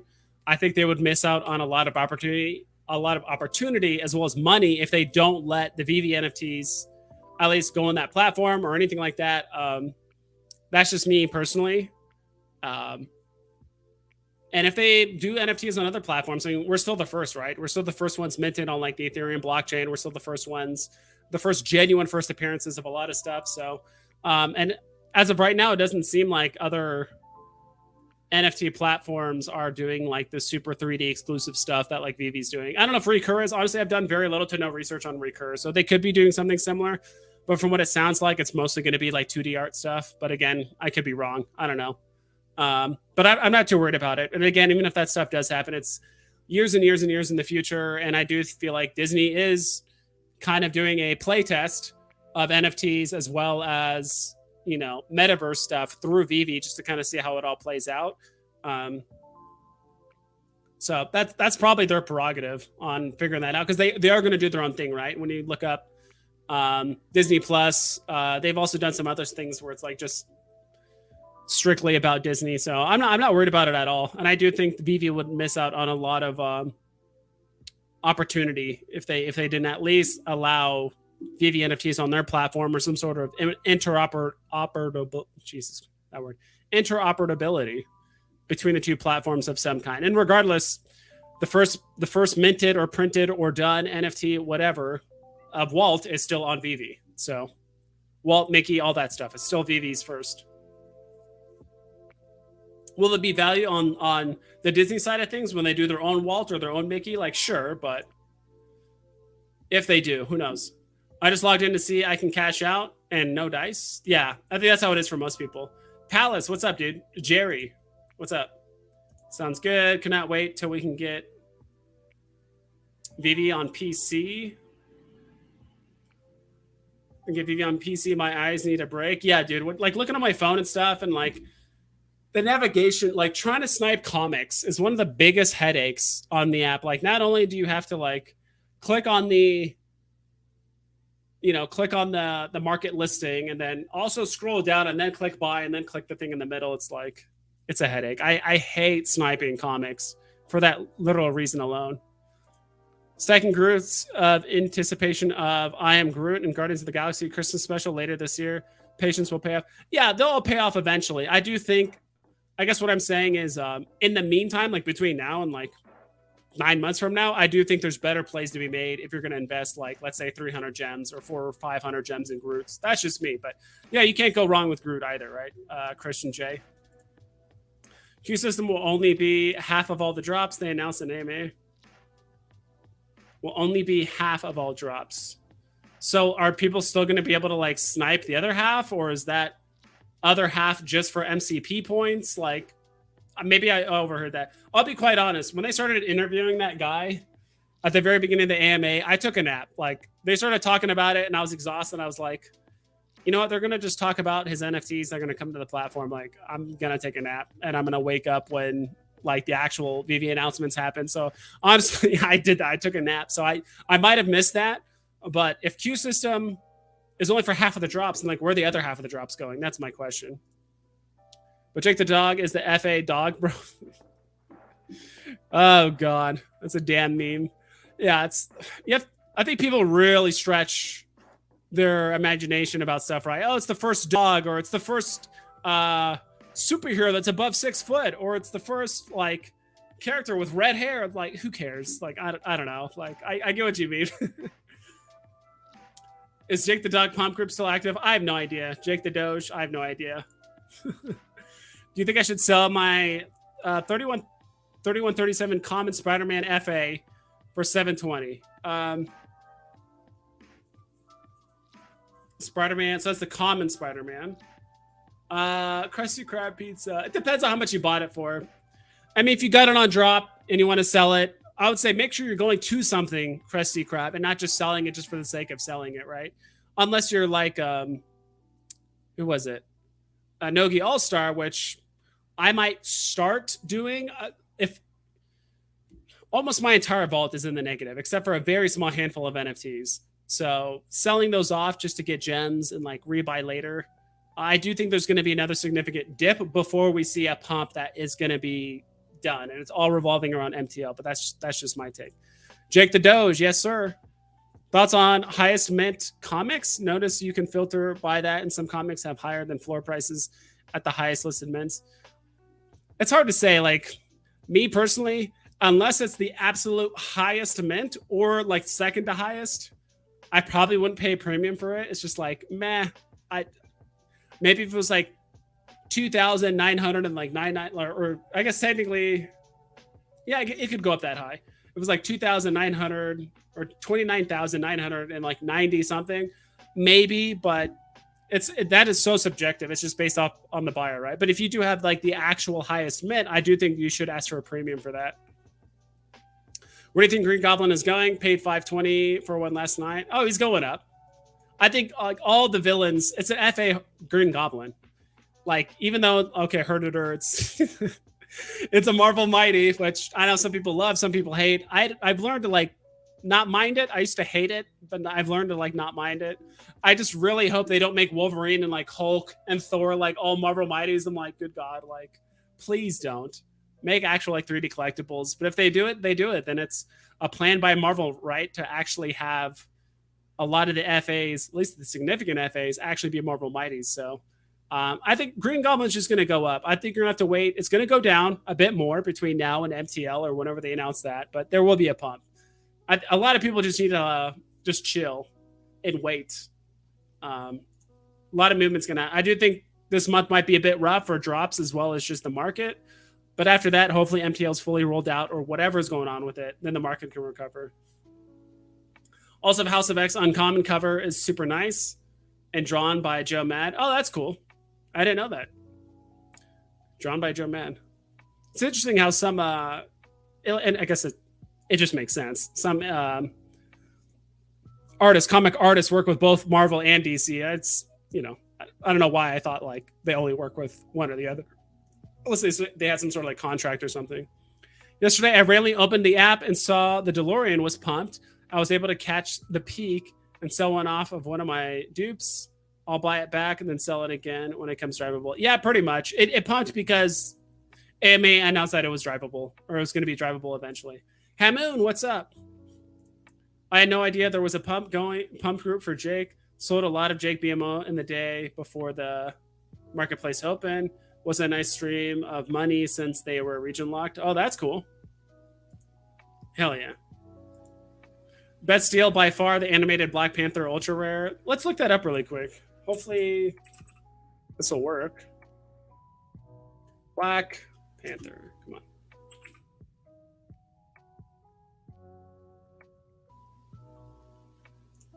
on. Did you hear about comics in showroom? I'm hearing 2 weeks.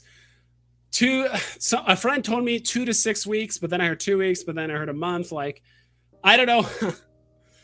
I'm surprised people are still bullish on like the Veveverse for this year. If we can't even get comics in showrooms and it's taking them like 2 months, 2.5 months to get comics. Like if it's taking this long to get comics in showrooms, what do you think the Veveverse is going to look like? Right.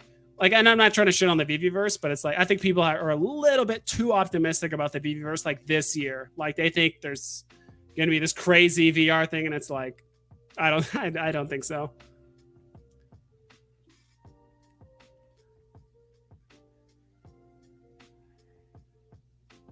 I was trying to come up with like a terrible analogy, but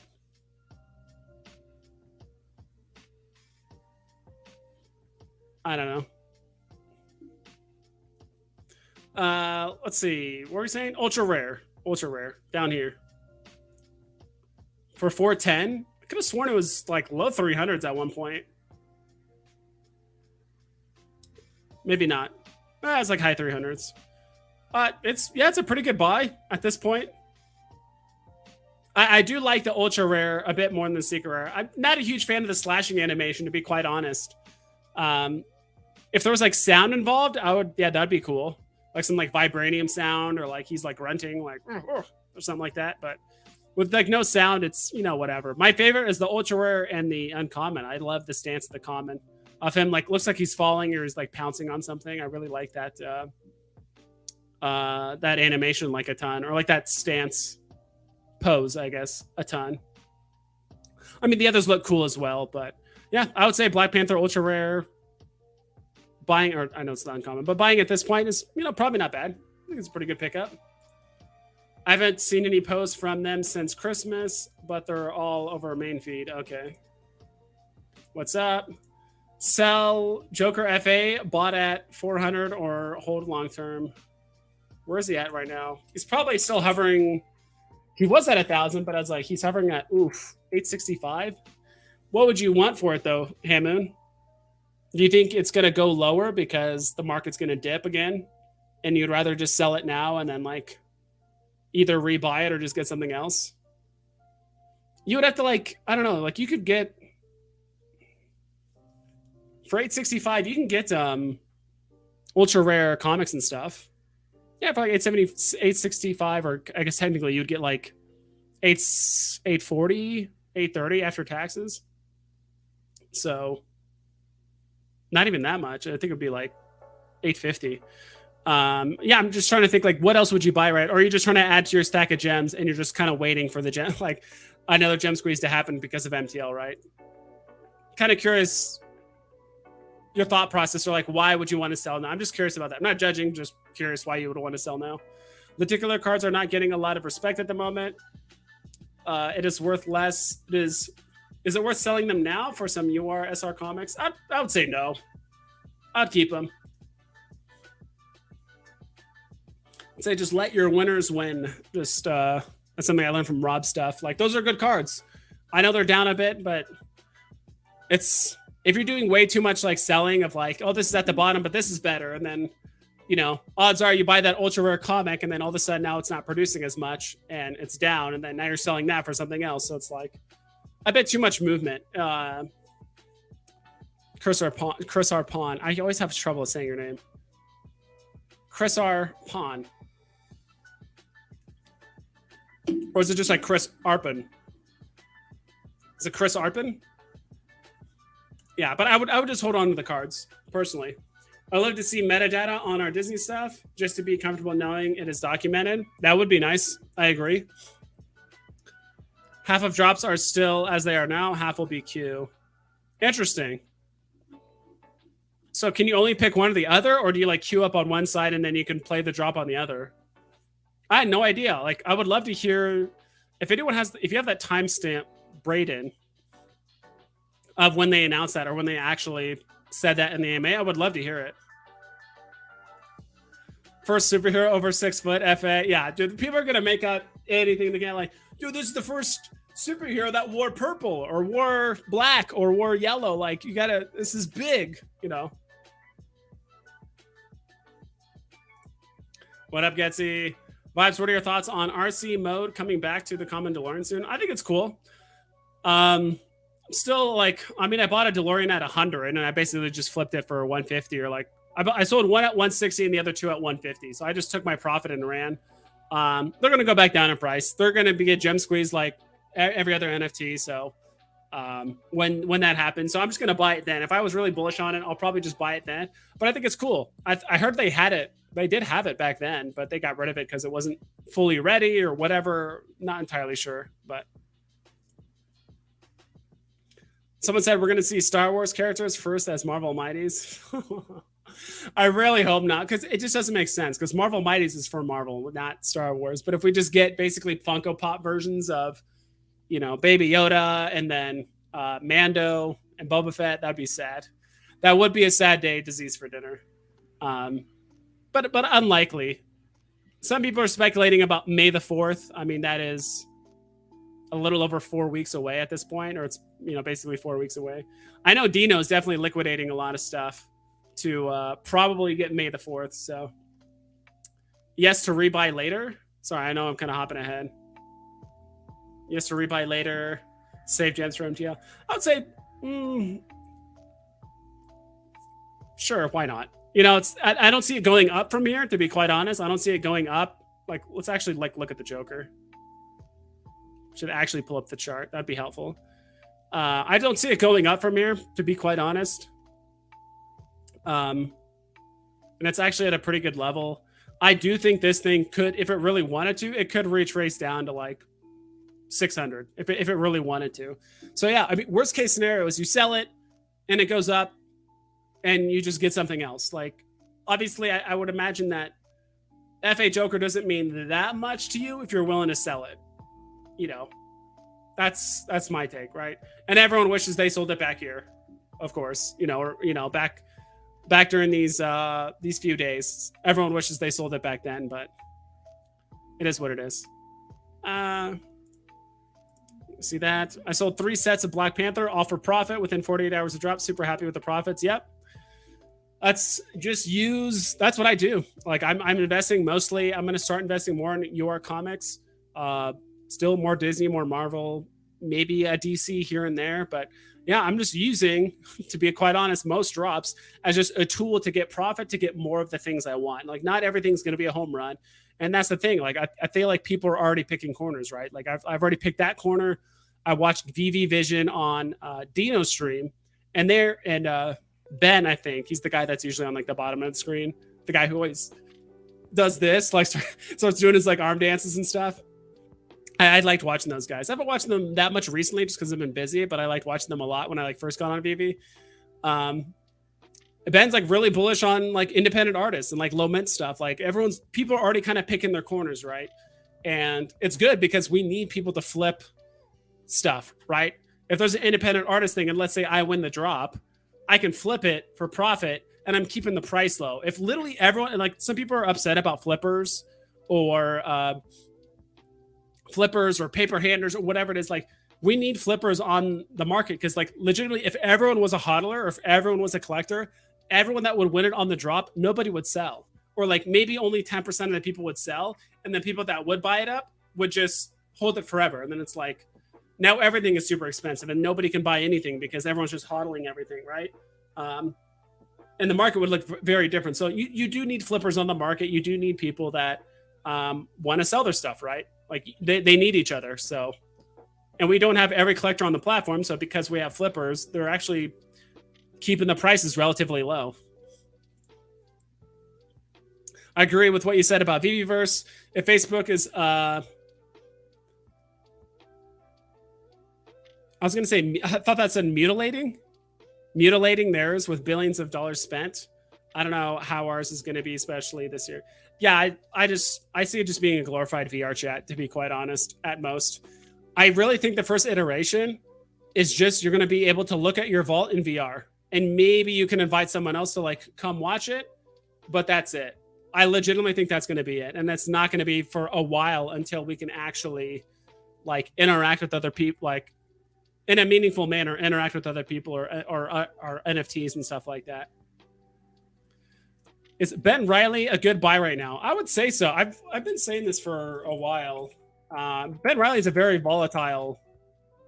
be a very volatile NFT. I would kind of wait for him to go a bit lower. If he goes below 330, 340, I think that's a good time to buy, because that's getting pretty low at that point, because he actually was below 300 at one point, and I think that's his absolute bottom. He's getting stuck at this this little plateau, this retest, this whatever you want to call it, back in like the first week of January. I don't see him going back down to here, but I do think the combination of him being like a different Spider-Man, than your typical FAs. It's still technically FA, but it's Ben Riley, the low mints, the unique look. Like personally, I kind of like the look of the Ben Rileys a bit more than like I know the the actual FA Spider-Mans, the original ones, have like the classic poses, but I like these poses a ton with these Ben Rileys. So there's a lot of volatility with these. So I think you could probably wait a bit longer to pick one up, Tony, to be quite honest. I think you could wait a bit longer. I mean, you can maybe wait till these even go down to like 300 or even like 280 if there's going to be some MTL announcement. So yeah, right now, probably can't go wrong, but I would wait a little bit longer. You already answered this, rebuy later. I'll find out and send it to you. It's like if there was a drop tomorrow, would it be the traditional buy system? The two drops, the drop 2 days from now would be a queue system. Okay. So maybe the queue system, like you know what I would love to see? Queue system for comics and then normal system for collectibles, in my opinion. That's just me. Probably because I never won comics. And I would love them to see at least revamp the rebound system in some way. Because right now it's just so arbitrary. There's no feedback on whether you're too early or too late. And it legitimately seems like the same people just get rebounds over and over and over and over. Like there's some people that screenshot, they're like, oh, I got 2 rebounds. I'm like, how do you get 2 rebounds on a drop when I have not gotten a rebound in the last 4 months and the last 150 drops? Like I've never gotten a rebound. So when Darth Mighty, please not. Darth Jar Jar. When Darth Jar Jar Marvel Mighty. That's what I want. And if Dina was here, I'd be like, no, don't say that, Kryptony. I'm gonna kick you out of here. Check out the new Drop Medium article, Weapons Rack. Awesome. And dude, thank you so much, Hammond, for the €3, the 3 shekels, the 3 pounds. Let's check it out really quick. I do it on here because I'm not logged in to all of my accounts on what's it called? Chrome.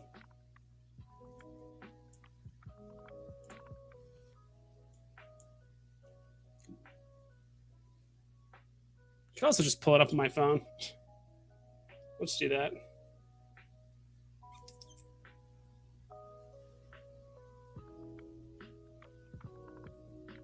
It's probably better. How many mints are there going to be? Like 14? There are going to be 14 mints? I really hope not.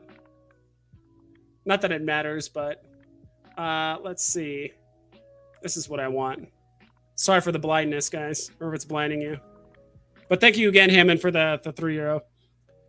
Get the story and details behind the deconstructed pop artist Matt Gondek's first VV drop, Weapons Rack, Season 1 drop, Saturday, March 5th at 8 a.m. Is this it? Is this the details? Oh, there it is. Blind box format, duh. Let me click on that. Blah, blah, blah, blah. 2020.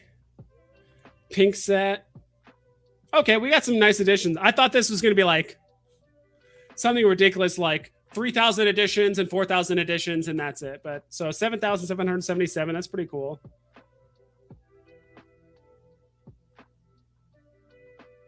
Luxury. Okay, so the weapons rack, and then oh, there's multiples. Okay.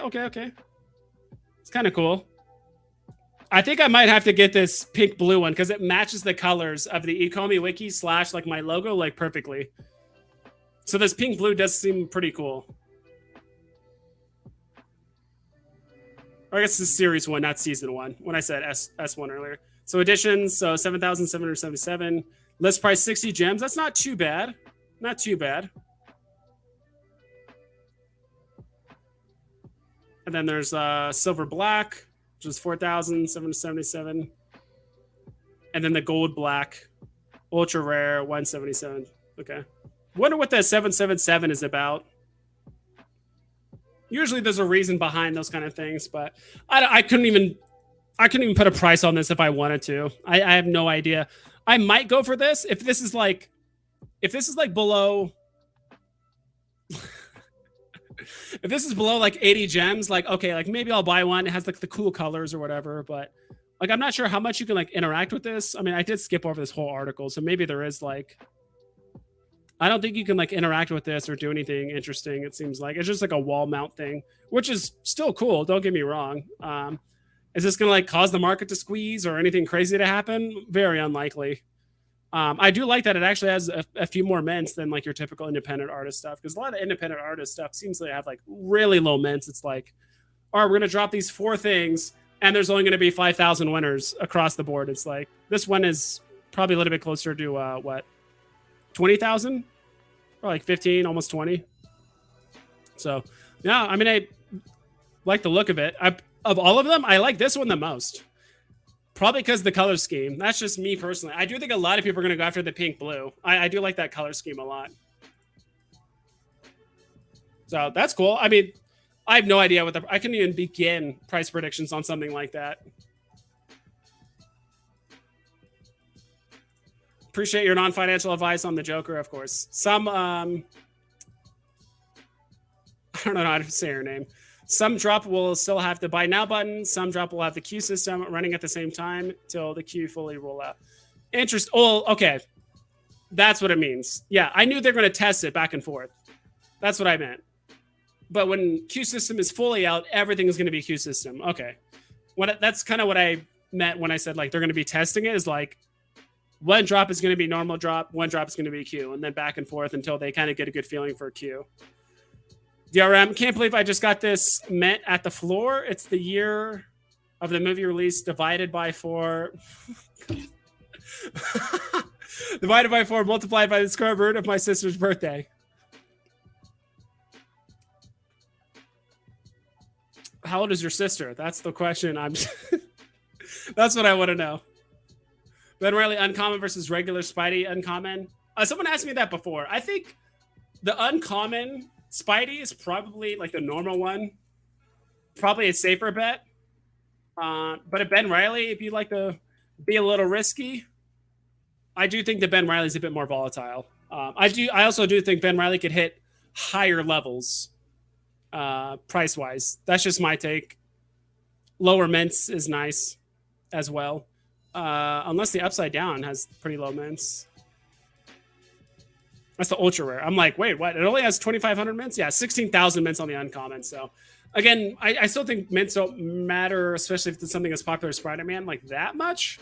But I'd probably still take Ben Riley over that. If you can get one of both, that's awesome. And you can't go wrong with either one. I do think Ben Riley's a bit volatile, and like, you got to be ready to pull the trigger to sell it. Yep, people are so creative. Yeah. From what I heard, the queue system will never fully roll out. It will be half and half. Okay, I'm actually glad to hear that. Toying with getting an ultra rare James Bond DB5 card or Donald Duck card. I think either one's fine. To be honest, let me look it up.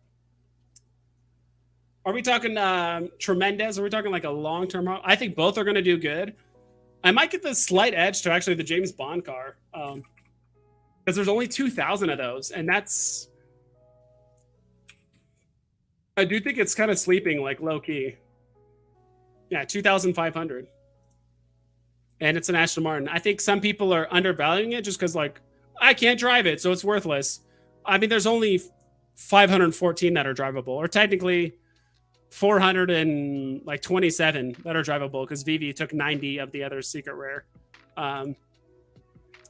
Yeah, ultra rare is pretty low right now. It's getting to almost its absolute bottom. But that, I mean, that was after drop, right? It just touched it briefly. I still think there's a lot of people that, I mean, they paid 307 for this. So just think of it this way. 307 for box price. I can't see this going much lower than like 450 at the most. I just don't see people like selling this for like 400 or like 380 gems to make like a 60 gem profit. Like, I just don't see that. I wouldn't put it past some of the Veve users on the platform. Like, don't get me wrong. But I mean, the box price is so high that it's like, it's kind of getting there, right? I mean, listings are pretty high as well. maybe wait for a gem squeeze, right? Not wait for a gem squeeze, but I do think there will be one more between now and when like Veve or like MTL's like fully rolled out. So yeah, I do think I'd probably put a slight edge actually towards Aston Martin in this case, just because I genuinely think like 6 months from now, it's going to be easier to buy a Donald card than probably a Aston Martin. That's my take on it.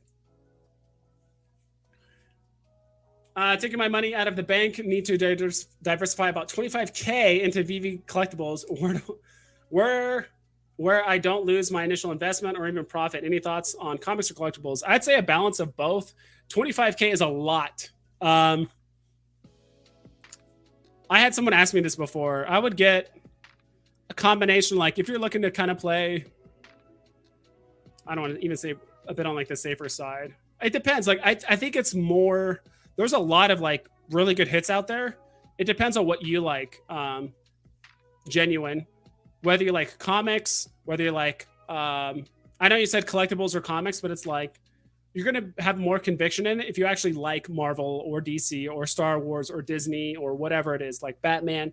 Like I can think of some good NFTs to pick up in all those categories. It just depends on what you like more, right? Unless you're very convicted in comics. I think right now, ultra rare and secret rare comics are looking very, very good. Golden Moments are looking pretty good right now too. Obviously, they're still getting sold off. I mean, they're vulnerable to a gem squeeze just like anything else, but comics are making some pretty good moves. And I'm assuming you mean like a really long-term hold, right? Like you're holding this for years, like minimum. Your analysis, Rich Buddy, your analysis of flippers, buyers, and sellers makes sense to me. Yeah, you got to have them all. Like if everyone was a hodler, like Aston Martin Ultra Rare would be sitting at like 3.5K and like no one could buy it. And like the secret rare, like it would, those would all, like all the secret rares would be at 15K and like no one could buy them because like everyone's just hodling, right? Or the people that are gonna sell it are like, all right, like I'm down to sell this, but you're gonna pay a damn premium before you buy this from me. So you need to have flippers just as much as collectors, right? So what percent are we from the tip top? Like if we look at Goldens or lenticulars, I've been absent for a week. How far are we? We'll just pull up Mickey really quick. But yeah, genuine. I'm just curious, like what things would you want to buy more often? You know, what IPs or what, you know, if you like collectibles more than comics, or if you're just genuinely like, I don't care. I just want the most bang for my buck. I don't care what I buy. I just want the best stuff. And even then, I'd probably still want some guidance on what you would want to buy. Daisy, is that one or is that 287? So some of the lenticular cards are looking really rough just because Gem Squeeze, they're still relatively new. I mean, I believe these aren't, yeah, these are just over a month now, the lenticular cards at this point, which isn't that long in like the grand scheme of things. So I think now's a fantastic time to like buy any of these. But what percentage are we down? Like they're all down. I mean, even their all-time high, right? Lasted a day. Like I'm not sure. It's just too volatile to like get like an actual number. But let's just say, I mean, they're all down like 50% for the most part. I mean, pretty much every NFT is from their all-time high is down at least 50%. Like almost every NFT for the most part. So that's my take, Rich Buddy. And then Golden Moments is no different. Some kind of recovered a bit better than others. Mostly, some of them are just recovering from the ridiculous pump, especially like R2D2. Like I think R2 is just more just like we're trying to recover from its pump, and people are selling it off for a profit. Let's see. Yeah, it's just consolidating. Like the fact that it pumped this much during a gem squeeze is kind of crazy to think of. Like it pumped this much, like during a, like everything else was going down on the app, but this was going up, and it basically touched 9.5K, and then now it's just going back down. People are like, this has been pumping way too long. I'm going to take profit. I think I could rebuy it for a lower price, or I'm going to buy something else. You know, which is, I don't blame people for doing that. So let's look at like Iron Man. I think Iron Man peaked at like 3,100, so it's at 50% of the price from its all-time high. And I like to see like how long it's been at its all-time high, right? Did it slowly build up like R2D2, or did it just spike and it sat there for 6 hours and then it just went immediately down? But I do say like the fact that Iron Man has touched 3K 3 times probably means that's probably its all-time high. And yeah, it's about half price. So almost across the app, if the gem squeeze didn't last for over a month, golden moments would still be holding their value and going up. But because, I mean, even golden moments, lenticular cards can only hold out for so long before people start selling it off. So flippers keep the floors higher. I imagine if there were no flippers, the market would be even more volatile. I would say so. Yeah. I think if there was more hodlers, the floors would be much higher. But flippers are also, you know, emotional buyers and sellers. And so when things do crash, sometimes they will just straight up take a loss, or people that did win it on drop. So I have nothing against flippers, right?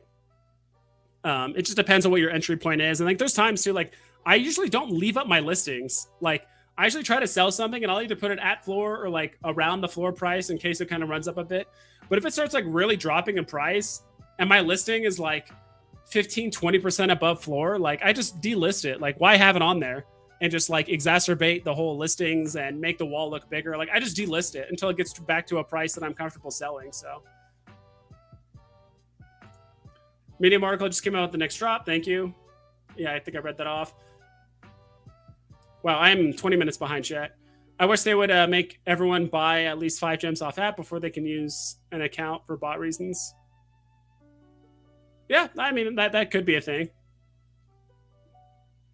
Shekel gang, disregard. I was late. It's fucking no worries. I'm behind on chat, so I'm actually catching up. There's only like a few more comments between now and then. 25K, I would say 50,000 gems off app. I'd probably agree with that. You can, if you can double your money, I would agree with that. Make sure you have a safe escrow. Like do all of your due diligence. I would say probably like Randy Chavez would be the person to do it. You would have to find someone that's selling gems, obviously. But yeah, if you're investing that much, there's kind of no reason not to do it off app and get those gems. And basically double your money. You want to double your money, make that to 50K, because that's an entirely different conversation. 25 compared to 50. So yeah. This drop is, sorry, garbage. That's why I said like the only one I would maybe buy is the uncommon, and if it's below 80 gems. And odds are like it'll probably start at like 150, go down to 100, and then like it'll probably push like 75 gems. Like I could totally see that happening. But you know, it's a okay piece. I might buy one just because it has like the matching colors of the ecomi wiki as well as the stream. So it's like I'll take it, whatever. But am I stacking them? Like, no, no, I'm not stacking those. Correct. Partner Star Wars, buy your gems off app. Yeah, I would do that. And Iron Man and Donald and Daisy, Golden Moments. I'm thinking of selling them for C3PO. What do you think is a good move? Random bro, I know you asked this question to My Collectibles because I literally just jumped on stream and that was like the first question My Collectibles answered or like fielded from chat was that question. I know he said to go for it. You have like you have 3 moves. You can either, of course, you know, do nothing. You can, of course, sell it, you know, or do nothing / hold it. You could sell them and buy C3PO.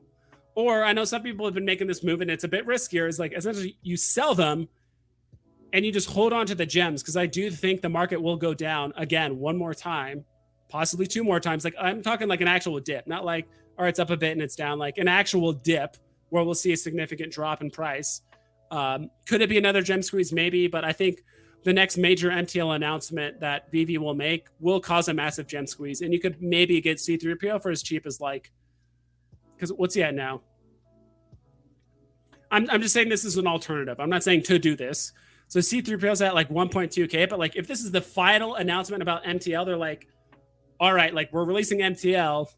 This is it. It's going out to the public starting this day. I know they already kind of announced that, but if they do one more MTL announcement, kind of any kind of date or time frame or finalization or whatever it is about MTL, I do think that will cause a dump in the market. And like you could get C3PO for as cheap as like 2.1, you know.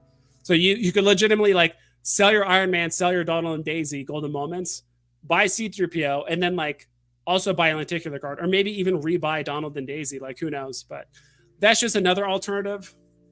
The safe place is to hold them, right? I'm not sure where your entry point is for Iron Man and Donald and Daisy. If you're taking like massive losses on those, I'd maybe just hold it. It's hard to say because you're also eating an 8.5% loss, right? Because if you sold this as well as Donald and Daisy, you'd probably have to undercut Donald and Daisy to like 930 to actually get a sale. And then with Iron Man, you'd probably have to undercut to like 1400 to get a sale. And then you would have to make up like what, 500-600 gems to buy C3PO. I think that's a lot. I would just hold them. Like, they're both great NFTs. I would just hold them personally. Could C3PO run a little bit further? Potentially, but it's up to you. I don't think you can be wrong either way. I'm just personally not a fan of selling golden moments for other golden moments, even if it is technically an upgrade. I do think Iron Man and Donald and Daisy will do great things in the future. I know I kind of gave you like a half-assed answer, but I don't think you can go wrong doing either one. I think the safer one is to hold and just save. It sounds like you have 600 gems, or maybe you have to sell 5 other NFTs to make up that 500 gems. In that case, that seems like a lot of effort. No sense in trading gold bars for gold bars, hodl. That's what I'm thinking too. That's what I said. Like, the riskier move is just to sell them both and just wait on the gems in case you think that there's going to be a dip. That rack is going to be Valdo's box part 2. Yeah. I kind of like the gold, though. Might look good in the vault with the other gold stuff. Yeah, I agree. I think it's much more just like wall art. And I think that's what it's going to be. It's going to just be kind of just background wall art, or just going to be matching colors or whatever it is. Like, I do like the colors of the blue and pink a lot. So I probably will end up buying one if it does go for pretty cheap. 60 gems is a bit steep for some plastic weapons. Yeah, it does look like Getsy. It does look like those like plastic weapons used to get for those like 90s toys, right? Used to like get those toys in like the 80s, 90s, and like early 2000s. And I'm trying to remember what it's called, but like I know a lot of I had a friend that got like a lot of like Warhammer like miniatures, and they had that too, where it just looks like that, like, I don't say barbed wire, but just like that like prison bar looking thing, and it connects all the toys or all the miniatures or the items together, and you kind of like, you could rip them off and put them in the hands of the toys or the miniatures and stuff. And like, what do you do with the extra, right? Like, there's just like the wire framing, I guess technically, or like the plastic framing. It kind of looks like that. It does look like a 90s toy or something like that. That's what it reminds me of. What do you think about Disney lenticulars?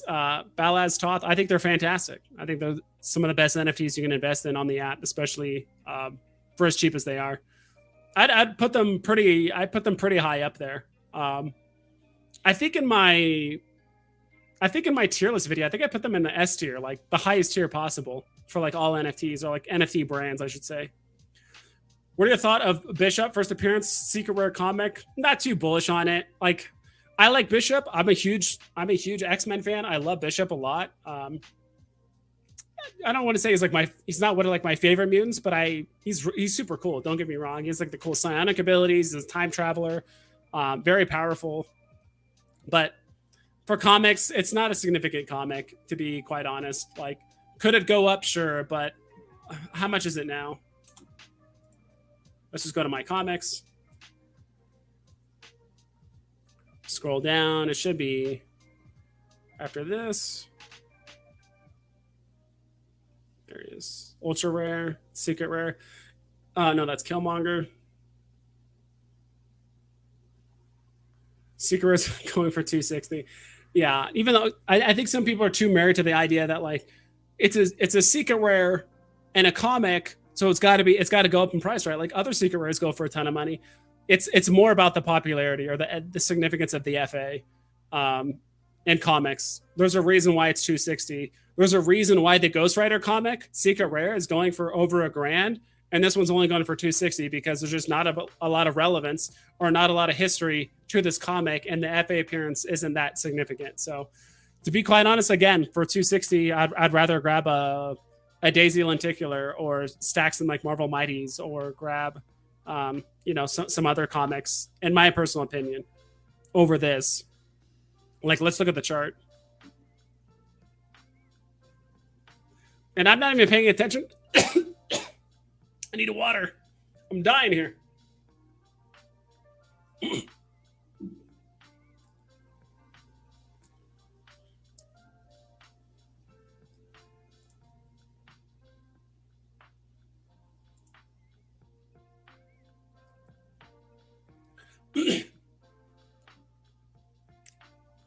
Um, what do you get up to?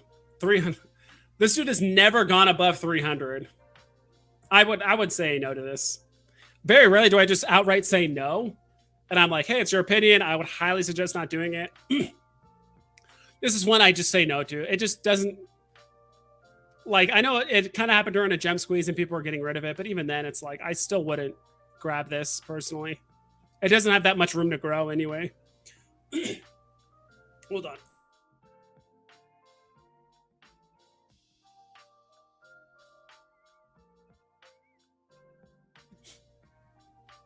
Let's see. Kryptony, I would get that C3PO by any means. He's gonna follow R2D2, and R2 is the Grail. I would say so. Like, yes and no, but there's a reason to, like, I didn't outright say no to it. I was open to the idea, like, you can't go wrong with just holding those, but also getting C3PO isn't bad either. So that's why I kind of played in the middle, because honestly, either one is fine. I do think C3PO has a lot of room to move, but so does Iron Man. And so does Donald and Daisy. I think Donald and Daisy has more room to grow than I think people realize. Yeah, I'm kind of surprised about 60 gems for the price of the rack. I think so too, but aren't most of the independent artist stuff is kind of pricey, isn't it?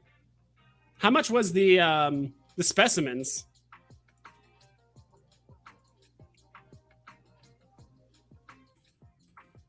Dude, what is going on with my throat? How much were the specimens? That's what I'm trying to figure out.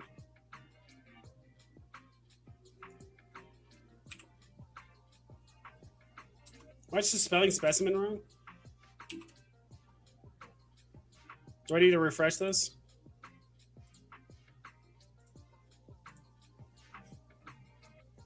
Might just need to refresh it. I don't know.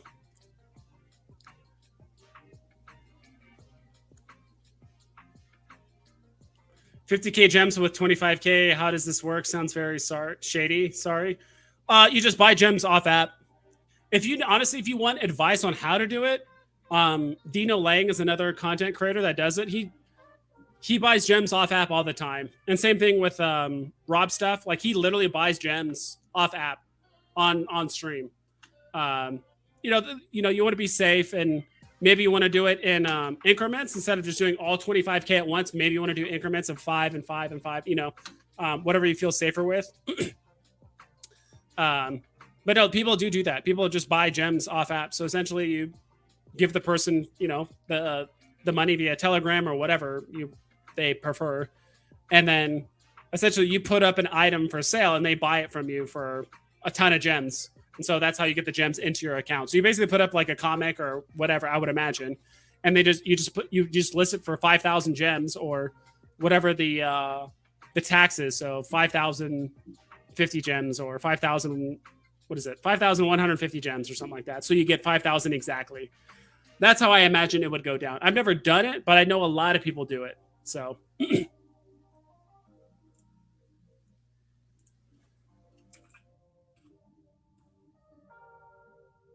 it is.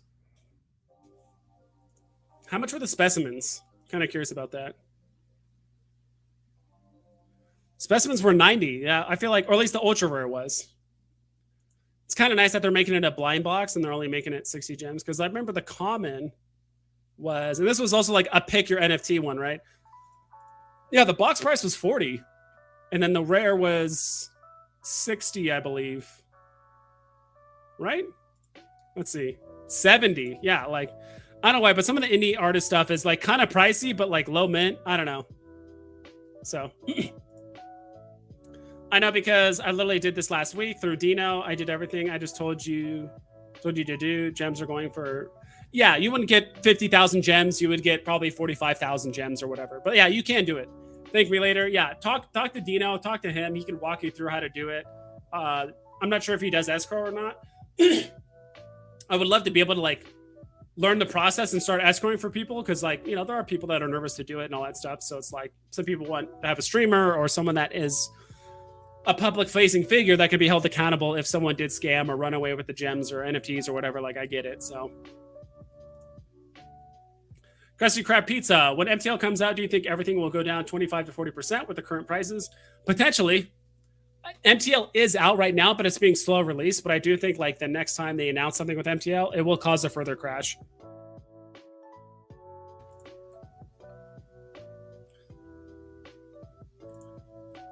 I see someone selling 60K today on Palace Discord. 60,000 gems. Okay. Yeah, just make sure they're trustworthy. Make sure you get a good escrow. All that stuff. I mean, I feel like the because they have to buy it first. Right? I'm not sure how it works, but that's the whole point, right? Is like, I don't know how exactly a escrow like that would work for gems to fiat, but I know it works pretty seamlessly if you're trying to do gems for like an NFT or something like that. Buy 12 SR comic, 12 SR of today's comic. That it is FOMO or clown. Depends on what you bought it at, Original Mertz. Depends on what you bought it for or how much.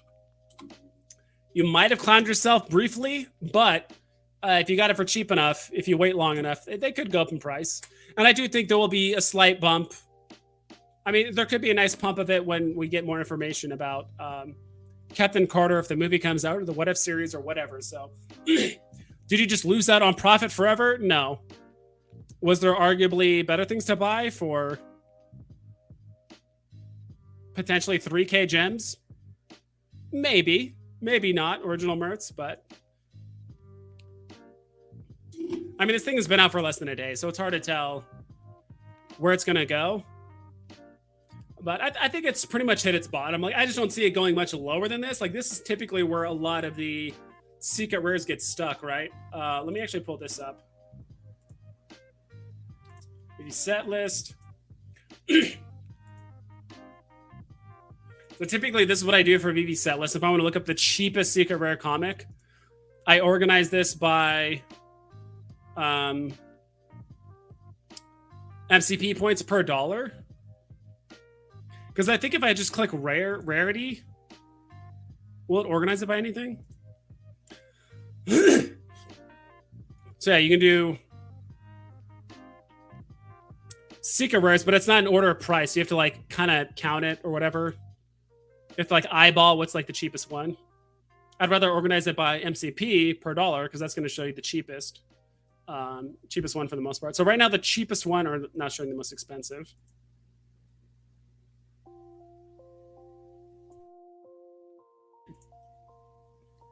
Is, come on. Cheapest one on the market, secret rare is it House of X? No. Vote Loki at 240. So I don't picture this going much lower. So if you got most of these below 300, I would assume you'd be fine. But if you bought a lot like above 400, 500, yeah, I'm not sure. That might have been a bad buy. But if you bought them all below, like if you bought all around or below 300, I think you'll be fine. You just wait long enough. It will go up. It's not a completely insignificant character, and there is more stuff coming out about Captain Carter. So it could see a slight pump, but yeah, very long term, I'm not sure. Could you imagine the horror if Disney pulled out a Veve? It would be bad. Yeah, for sure. But I think I just have a distinct feeling that Veve might have some back pocket IPs just in case that happens. Yeah, hey, we lost Disney, but yeah, we're gonna bring in anime. We're gonna bring in, Jurassic Park. We're gonna bring in this and that. Like they're probably gonna bring in some like 3 or 4 like big hitting IPs to like make up for that fact. But if people did sell out because the Disney like left, I mean, we still have our Disney NFTs, right? It's not like those are just gonna vanish, disappear. And if anything, they might bring more value because like these are the only VV NFTs. These are the only Disney NFTs on the platform. So I think like some people will dump it, but I think some people might actually buy them up because there's going to be no more Disney drops. They're done. The only Disney we have is on here, and it's still the first Disney NFTs minted on the Ethereum blockchain and yada, yada, all that stuff. So I think if anything, that will just make it more, it sucks we're not going to get more Disney, but at the same time, like the Disney we have is still pretty damn good. Like, don't get me wrong. So I do think some people will just dump and freak out and just like, oh my God, like Veve is dying and panic sell. But I think some people are going to be like, cool, that just means that there's less risk of my Iron Man going to have duplicates or my, we're not going to have 15 more Mickeys or whatever it is. Like, it is what it is. So I try to see the angle of like how I can profit off of it, right? Like some people are going to freak out, but then again, I do think Veve would pull in or at least announce more IPs, because I do think they have some IPs just like ready to go, but they're just kind of waiting on it. So, do you think Common DeLorean would have the RC feature? Yeah, they already said the spin theory. They already announced like they would give it the RC feature. Veve said that last day I made that like eventually it'll get it. So hashtag soon, but eventually it'll get it. And yes, selling and holding gems for a dip sounds good. I'd rather just hold my position and weather. Yeah, exactly. You can't go wrong with that. As I said, the riskier one is like selling a good portion of portfolio, but it could really pay off, right? He said his inspiration was those plastic toys. Okay, cool. I had no idea. Like I said, I took a nap during his interview. Like nothing against him, but I was more interested in like what's actually happening with Veve in the future. And I was tired. I was more interested in that rather than, hearing what's going to happen these next few drops, right? Pop out Finn. Yep. I don't know what that is. Heard you're not high on Ultraman. Why not? Too many things need to line up, basically. Basically need China and a lot of those countries to kind of like change up the rulings on NFTs. Government legislation that involved it, like external, like basically international legislation for NFTs on China's end, Japan, Thailand, like all that stuff. Also need localization on our end. Plus, I've heard the Ultraman, and I feel like I'm saying this over and over, but the Ultraman that we have is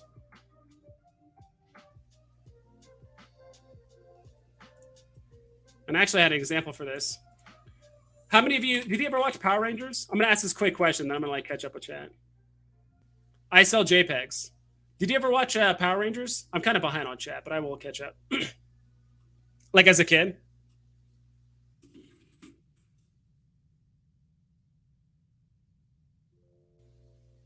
Just curious. Kind of make an example here.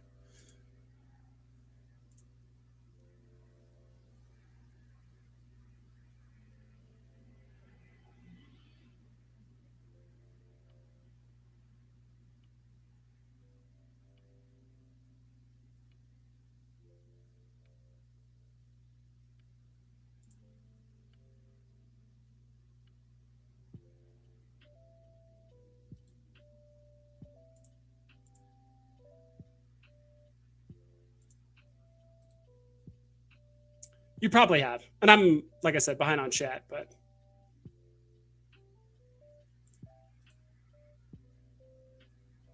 Open image. That's what I wanted, not this crap.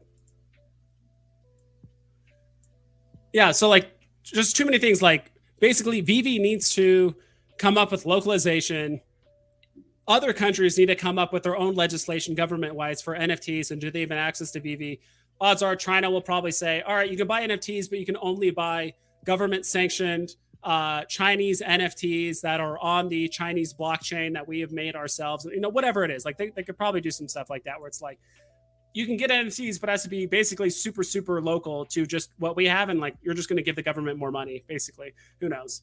And the other thing I heard about Ultraman is like all the collectibles of Ultraman is not the OG Ultraman. This is the OG Ultraman. This is the Netflix version that came out recently. And like, is it popular? Maybe, but it's still basically a bootleg. Like this is the original Ultraman. So like, imagine if Veve, you're really into Power Rangers. Imagine if Veve did Power Rangers and they're like, all right, we're going to announce Power Rangers NFTs. This is what they look like. And you're like, what the shit is this? This is not the Power Rangers I know. This is the Power Rangers I know right here. Like, I think that's the way they're going to view it. They're like, this is the Power Rangers I know, not this shit. Like, what the hell is this? Like, it's not the original version of the Power. It's like cool. It's like a Marvel Mighty's version of the thing I wanted, but it's not the original. Like, this is what I want, not this. I think that's how they're going to view it. So it's like, with those basically 3 or 4 or 5 reasons that I came up with, I'm not too bullish on the idea of Ultraman. Am I saying it's never going to pay off? Like, of course it will. Like, a day will come where we're going to have a lot of people from the Southeast Asian countries show up to like buy Ultraman and this and that and Voltron and, possibly. And even Voltron, I heard is the same thing. It's not like the original Voltron, I believe, from what I've heard. I could be wrong, but will it pay off? Sure. But I think it's just going to be way too long. There's just way better purchases to be had in the meantime. And if it works out, great. It could be one of the biggest payoffs on the app. One of the, not the biggest, but it could be one of the biggest payoffs in the app. But it's just too far down the line. And like, if we're struggling to get comics and vaults, like how long do you think we're gonna have localization for like 6 different languages come onto the app for every single NFT on the platform? Whether those departments or those groups are mutually exclusive, it's still just gonna take forever, in my opinion. Like maybe early 2023 at like the very earliest. How liquid are SR comics? Like how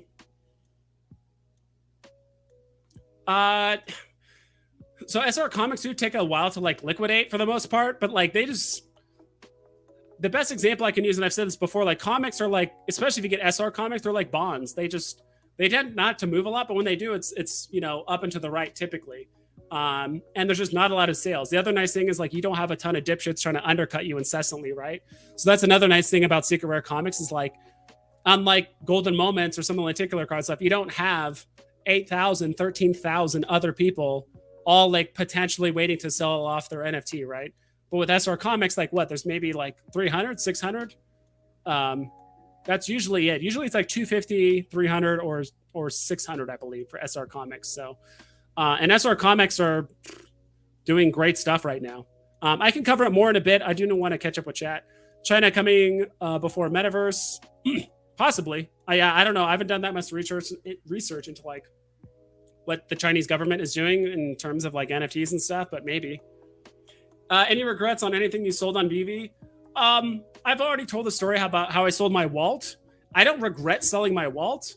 The only thing I regret is like the things that I didn't buy after I sold my Walt. That's really it. But then again, because I invested in like, because I sold Walt for like $9,500, like within a few weeks after I won him. And that's mainly because I just had no means of just adding more money to the app. And it's like, I know what I'm talking about. I understand the market. I've done digital trading before on other platforms and made thousands of dollars. But as of now, it's like, I just don't have the money to like the fiat to put on the app to do more of it. Like I want to liquidate Walt and actually experiment with the market, do different things and make some money. And I did. I managed to flip to double the money that I had with Walt. At one point, I made more money. I had more gems and like I could have rebought Walt if I wanted to, but I didn't have that many in raw gems. I had that much in assets, but it's like I would have to sell off everything to get there. But now Walt has kind of gotten to the point where it's just because the gem squeeze is so rough right now and everything that's basically not top S tier grail. You know, I can't afford them now if I wanted to, but any regrets on sales? Not that I can like necessarily think of off the top of my head. Like I just sold something like way too soon. I've more regrets on just buys, and I kind of wish I was just in the like. I wish I was on Veve earlier, not so much for the fact that like, oh, I wish I could just buy 11 Todds and 3 Secret Rare Spider-Mans and this and that, and I would just stock up on all these like grails. More just like I wish I just had more experience in the market because I joined during, what's it called? I joined during Golden Moments, and I still was like trying to understand the market. So like this is like the first actual gem squeeze I experienced. If I just had more experience and more gem squeezes under my belt, I think I would have been able to see this coming, recommend it to you guys.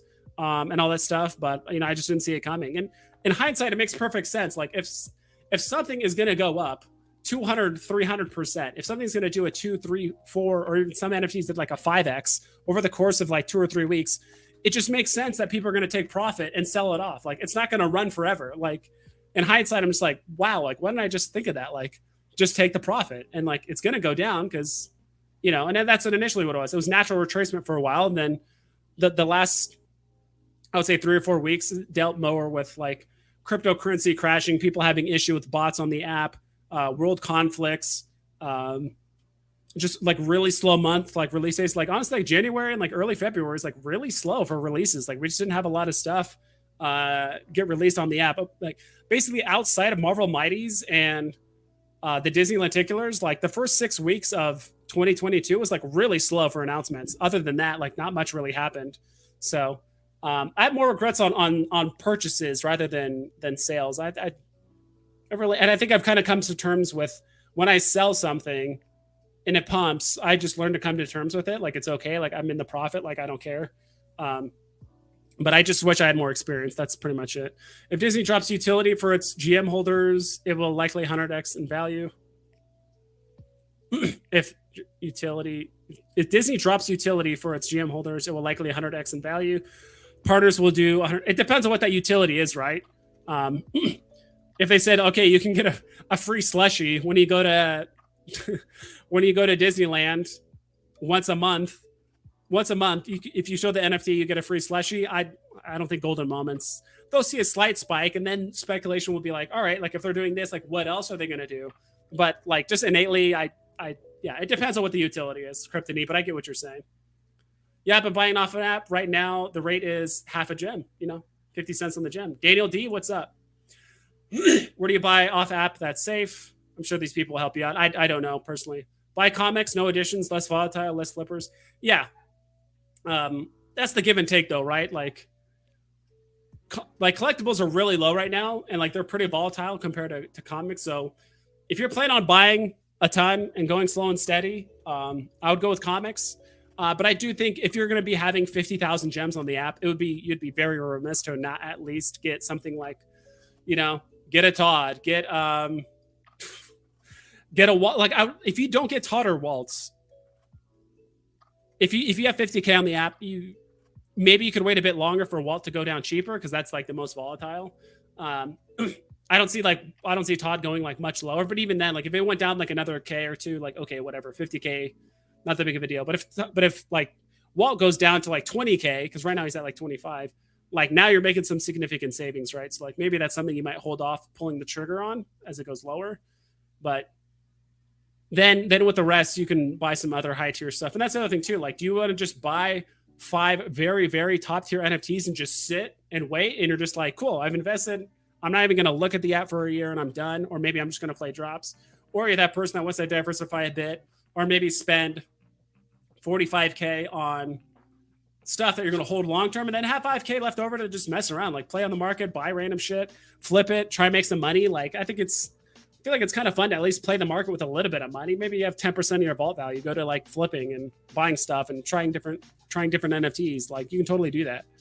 And there's a lot of opportunities, but like if you just have liquid on your account, like you have a ton of opportunities to buy stuff. Like look at the Ghost Rider. Like I had like 1,600 on my account and I spent almost all of it on like ultra rares, the commons rares.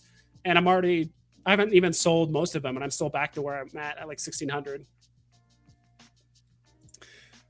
Telegram, be careful though. It's safe if you know what you're doing. Yeah. Comments will go up as we are about to be able to display them in showroom. I heard that's going to happen in 2 to 6 weeks. That's what I heard, timeline wise. I could be wrong. What up, gang? What's up, B-Lit?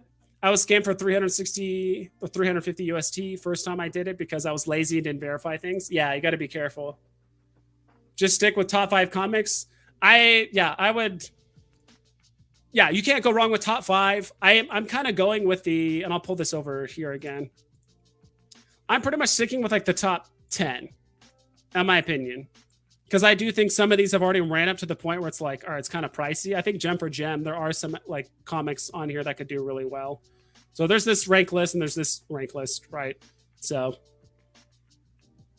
it's interesting how it's so interesting how Daredevil #1 is so high. Like I just, when I think Daredevil, I just don't think he's iconic. But then again, that's because there hasn't been a lot of movies about it, right? The show has done pretty well, but just because it hasn't been pushed as much as like Spider-Man and stuff. So misprint. Oh yeah. I forgot there was a misprint for Spider-Man, and one of the panels, I believe it actually says Superman. If you guys didn't know that, there is a panel that actually has the text, and I think it actually says Superman instead of Spider-Man. I believe. I could be wrong, but I think that's actually what it says. Is that actually accurate to the real world comic? Like, does the Amazing Spider-Man #1 actually have a misprint, and therefore like Veve just duplicated it, or did Veve like actually mess up somehow? So it says HODL. So all 4 of these are all top tier, but like I don't think you can go wrong with getting some like Ultimate Fallout, New Mutants, Daredevil. Like I invested quite a bit into like Ghost Rider and stuff. just because there's significant first appearances, right? But you can't go wrong with the top 5. It just depends on how many gems you have to invest. The way escrow usually works is that one person sends the payment to an escrow agent plus their fee. So if you're buying 50K, you'll send like, 50K, 100, whatever. Person sends you gems, escrow agent sends the 50K. Yeah, that makes sense. Thanks. Is cash out available? Not yet, Everton. It's a Fe. It's a Fe. Should I buy the Aston Martin Ultra Rare and sell my UR Jungle Action? Probably. I really think I just don't see the UR Jungle Action or SR Jungle Action just doing much, to be quite honest. It's similar to that chart that we saw with Peggy, whatever, right? I just don't see it doing all that much. I mean, we can pull up the chart again really quick. Is it a notable character? Do people know of the character? Sure, but I just think there's infinitely better purchases than that SR. But yeah, I would probably, if you could sell that and then make up the extra 150, 200 gems for the Aston Martin, I would personally. I think the Aston Martin's going to treat you better than the Jungle Action. Yeah, Jungle Action never went above 350. And it's that this thing has literally no room to grow. And I said this before. I said this, I think, a week ago, or even 2 weeks ago. A day will come, and it's already kind of getting to that point where there are going to be SR comics that are below 300. There are some comics that will just not be good. Not every comic is a home run. And I think we're kind of spoiled because a lot of the first comics we got are very hard hitter comics and the comic community. That's the equivalent of coming out with Pokemon, and we're all right, we're gonna do Charizard, and we're gonna do Pikachu, we're gonna do those are those are all very hard hitting big name comics that came out first. Now we're kind of getting to the point where all right, what else can we release that's kind of relevant, and they're still holding back on some fantastic fantasy. No, it's not fantastic. Amazing Fantasy, the first appearance of Spider-Man. There might be some significance with first appearance of Wolverine and Hulk and all that stuff. So. What's good, Veve Vibes? What's up, Jay's Music? Looks like Yucky Charmer Gold is doing better than some Golden Moments. Really?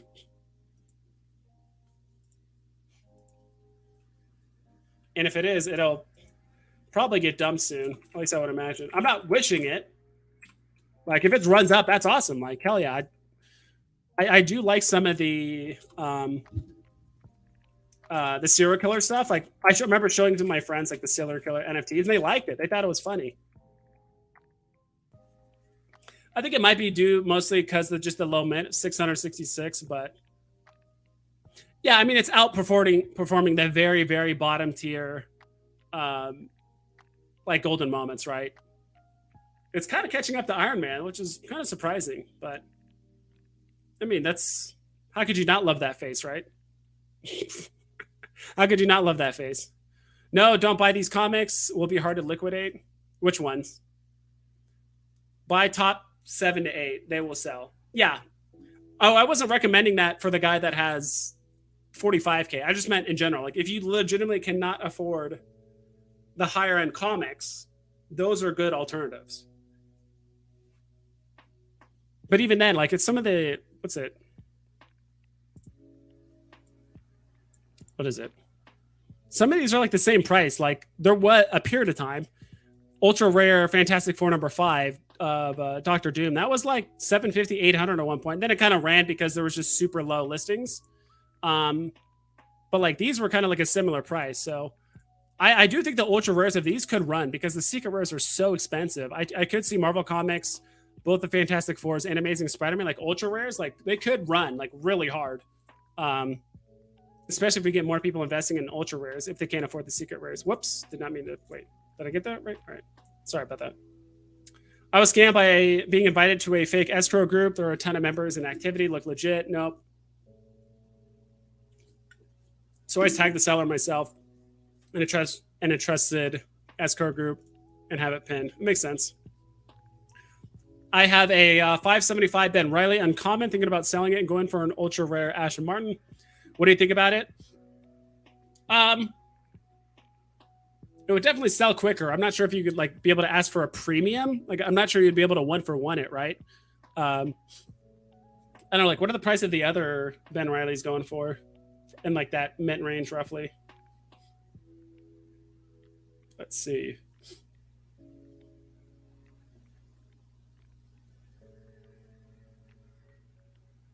Let's do this. Organize it by low mint. How much you want to bet he's already got it for sale? Let's see. Let's see. No, he doesn't. Okay. I mean, it's kind of hard to price because you have people going for 569, 500. 230. Yeah, I'm probably going to be getting off, guys, in like 15 minutes. I usually try to keep these streams like under like 2:30. I'm going to start trying to keep my streams under 2:30. It's 2:30 right now, but at the very least, I want to get through the comments. I'm not sure what to price this, dude. Like what exactly to price this, but if you're able to 1-for-1, I would say yes. But if you're not able to, if you can only sell it for like a little bit above floor and you have to make up like an extra 200 gems, though I do think long-term Aston Martin will probably do better than Ben Riley, given enough time. So Kid Rascal, if you can 1-for-1 that, I think that's a good trade. Thoughts on Monica Rambo? FA common is 12 gems. It's kind of a speculative buy. I know Sleeping at Comics kind of likes that because she can make more appearances in the future. But if you're just spending 12 gems, like, you know, sure, it's not that big of a deal. But if you're trying to get a stack, like if you're trying to buy like 10, 15, 20 of them, maybe there's probably better purchases out there that would get you more out of it. But personally, I think it's fine. It's more of a speculative buy than anything. I'm totally convinced that Veve is still a bubble when people are selling gems and NFTs off app at 40 to 50% off the dollar floor, which tells you the true market value, at least at the moment. That is true. You might be right, Palm. Yeah, I think so too. Like it could go down even more. Can you pull up the graph for House of X? Let's see. House of X. I think, okay, I got what you mean.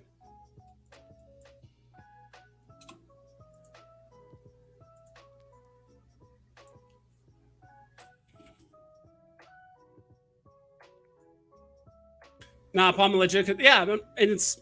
I think there is some merit into that, right? Totally convinced that Veve is still a bubble when people are selling gems, and that's why I think NFT, like MTL, will fix this. Right? People are going to have the option to go sell it closer to $1, and like not every single person selling NFTs is selling it off app. I do think that's still an extremely small fraction of people actually selling their gems off app to like liquidate it or whatever. Like either because they're, you know, in a rougher country and they don't have the means to, you know, banking or whatever the hell else they need, whatever, you know, or they don't have identification, whatever it is. Like there's probably some really rough countries that have concerns like that, or individuals. But yeah, it's a legitimate concern. I could see that, but I don't think enough people are doing that to like incessantly crash the market, in my personal opinion. Is that the reason why some NFTs are crashing? Sure, but like, are all of them? No.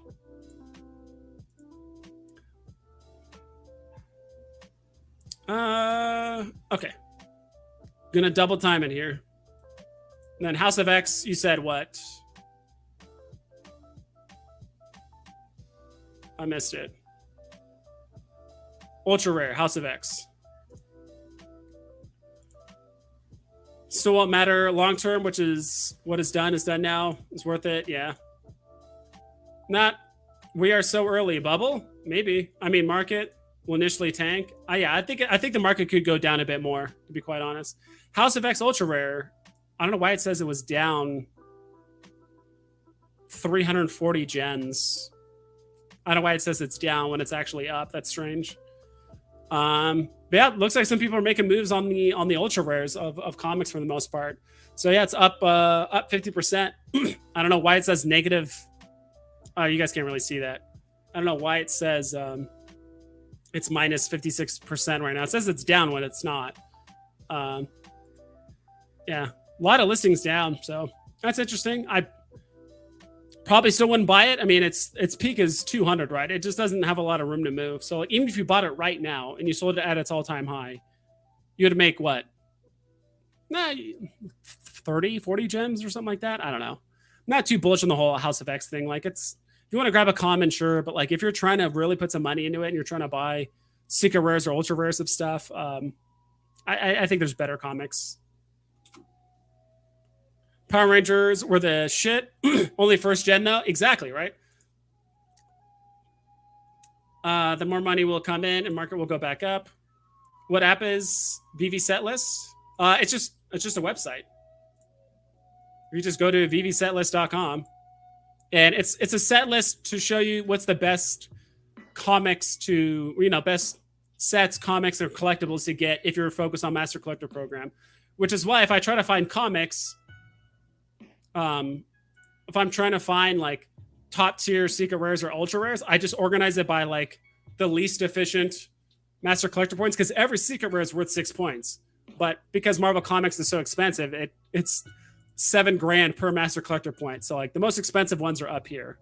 And you can also reverse it to show the cheapest, right? So, which is why gem for gem, the best comics to collect, ignore these because this hasn't been updated yet. You also have to kind of ignore these top ones because it's still showing box price, not like the actual market price. Like if people are going to go buy Master Collector points, they're going to stack Vote Loki, this, not stack them, but they're going to buy at least one of each. So yeah, Veve Setlist is just a website. And then VVRank.com is like a tier list website for comics. Sorry. Glad we're in a bubble. Being out of this bubble means we follow Bitcoin, and look at that now. Yeah. Book off. My plan is 5 years ago, so dips don't bother me. They're just buying opportunities. Yeah. Mighty Morphin Power Rangers. You know that there are almost 100 different Ultraman? I don't know that. I don't know. Thoughts on my personal value? There are really that many Ultraman? Like thinking back. Seems a bit excessive. Thoughts on my personal value? Top three: uncommon FA Spidey, R2D2, and common Steamboat. Thoughts on my personal value? Top three. Personal value. Like, what are the best NFTs? Like gem for gem? Is that your thing, Chris Coleman? I think all three of those are really, really good. Like, I don't see any issue with all of those. You got Star Wars, Marvel, and Disney. Like, what's the issue with that? Yeah, all three of those are fantastic.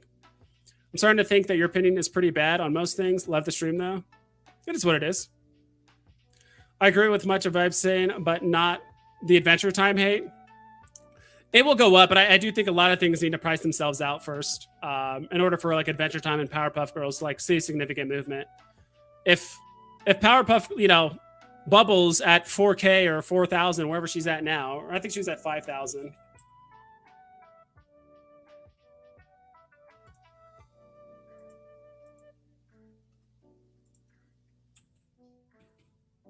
Bubbles, let's see. Why is it not showing? Hello? There it goes.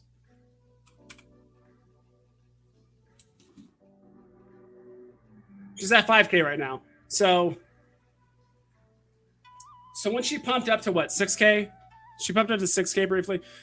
Yeah, she went up to 6K. If Bubbles was the best NFT on the app to buy for 6K straight up, she would have held that value and or gone up, but she didn't. So, I mean, people are also trying to just take profit, right? But at the same time, like at 6K, like hell, like for 600 more gems, you could buy a Todd, or you can buy R2D2, or you can buy 2 C3POs. You can buy 3 Goofies cards for 6K. Back when she was at 6K.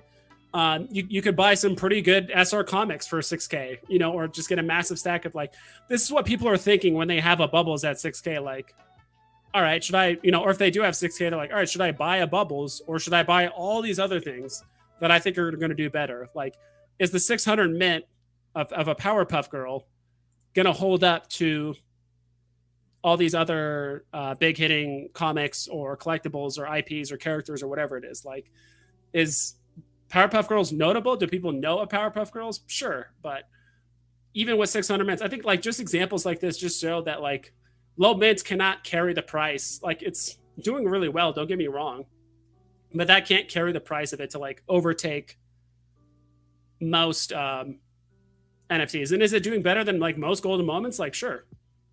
It wasn't for a bit, actually for quite a while. But this was a different time back then, like in November and stuff. Like I think golden moments were like even half the price of what they are now, like even less than half, uh, for the most part. So yeah, and in Adventure Time, I don't know. Can you please take a look at SR Astra Martin 507 realistic pros prediction once the market recovers? I mean, I could pull up the chart, but it's so new and it's so little additions. It's impossible to tell. And plus, this thing basically got birthed during a gem squeeze, right? So it's hard to tell. And 6 months from now, or like, what'd you say? Once the market recovers, I have no idea. It's impossible to tell. I really couldn't tell you. Like this Lova Mint, like people have been dumpstering on 007 NFTs for a long time, and I don't know. I don't like this is the most iconic car like in Hollywood or like in like movies, right? Like the Aston Martin. But other than that, it's gonna do very well. But I couldn't give you like I don't know. 6 months from now could be 15K. Like who knows? I have no idea what the market's gonna do. I don't even know what it's gonna do next week, let alone in the next 6 months. Is there another gem squeeze coming? I think so. Comic fan again. I'm bullish long term, but Veve needs big or exciting drop soon. If Veve keeps dropping the same characters, they're just diluting the value. Too many Spider-Mans, Harley Quinn, Batman, etc. Yeah, I could see that. I'm sure they do have plans in the future to. I just think those are just NFTs they already had ready and like queued up potentially. I think they're just really focused on Q system, MTL, comics, and vaults, which I couldn't care less about. I'd rather have them put their resources into things that are actually going to like improve the app, improve our experience, have MTL come out sooner, have Q system come out, sooner if people want that. That's my take on it. I feel like anytime there's a big drop, a massive squeeze happens. Yeah, pretty much. And I think like you have to think like, what are the catalysts that are going to actually cause the market to go up, right? If no drops happen, market could fluctuate up a bit, but just the fact that like the word MTL is on Veve's lips at any moment could make the market crash. So no one's gonna like heavily invest into like certain NFTs right now because they could always potentially get it cheaper, right? That's my take on it. Like just the fact that like there's a lot of talk. We've had more talk about MTL in the last like 2 weeks than we have in like the last like, I mean like actually Veve talking about MTL, let's say, not just like because people have been asking questions about MTL every day for the last year, but like Veve actually giving us information or like telling stuff about MTL, it's been more in the last 2 weeks than we've had in the last year. So I think people are like waiting for that next tweet or that next announcement for that to market to crash. I think that's what a lot of people are kind of like waiting on, in my opinion. But like the catalyst that could actually make the market pump is like, in my opinion, Q system. But like it'll probably take a few weeks after Q system for people to realize that they're just like not winning shit, and they're gonna have to like reconsolidate a lot of their NFTs and their grails because their source of passive income of like constantly winning drops is gone. On top of that, what's another thing that could cause the market to pump? Owning NFT is not going to happen until like later this year. And that's it. Like if they come out with a big IP, it's just going to crash the market even more. So in my personal opinion, I do think a lot of it revolves around MTL. And if MTL gets dropped, announced or like finally released, whatever the hell, we're going to have a lot of people leaving the app. But we're also going to have a lot of people coming onto the app too, right? Because now actually people with money actually see an exit strategy on the app. So yeah, they said Spider-Man, the SR books under 300 are really not special books. Yeah, exactly. I don't buy those. There are hundreds of great ones still to be released. Yeah, exactly. Mendes Flips, what up, Vibes? How's your day going? I'm glad I'm able to catch you streaming. Yeah, it won't be on for much longer, probably like 5 more minutes at this point. But today's prices were crazy. Loaded up some MCP points. Nice, Billy. SR Ghost Rider, due to scarcity, is going to be a key grail. The physical copy in high grade, literally impossible to find. Only if you exist actually in 9.6 and higher. Yeah, that's yeah, I have 4 of the ultra rares and a bunch of the not secret rares.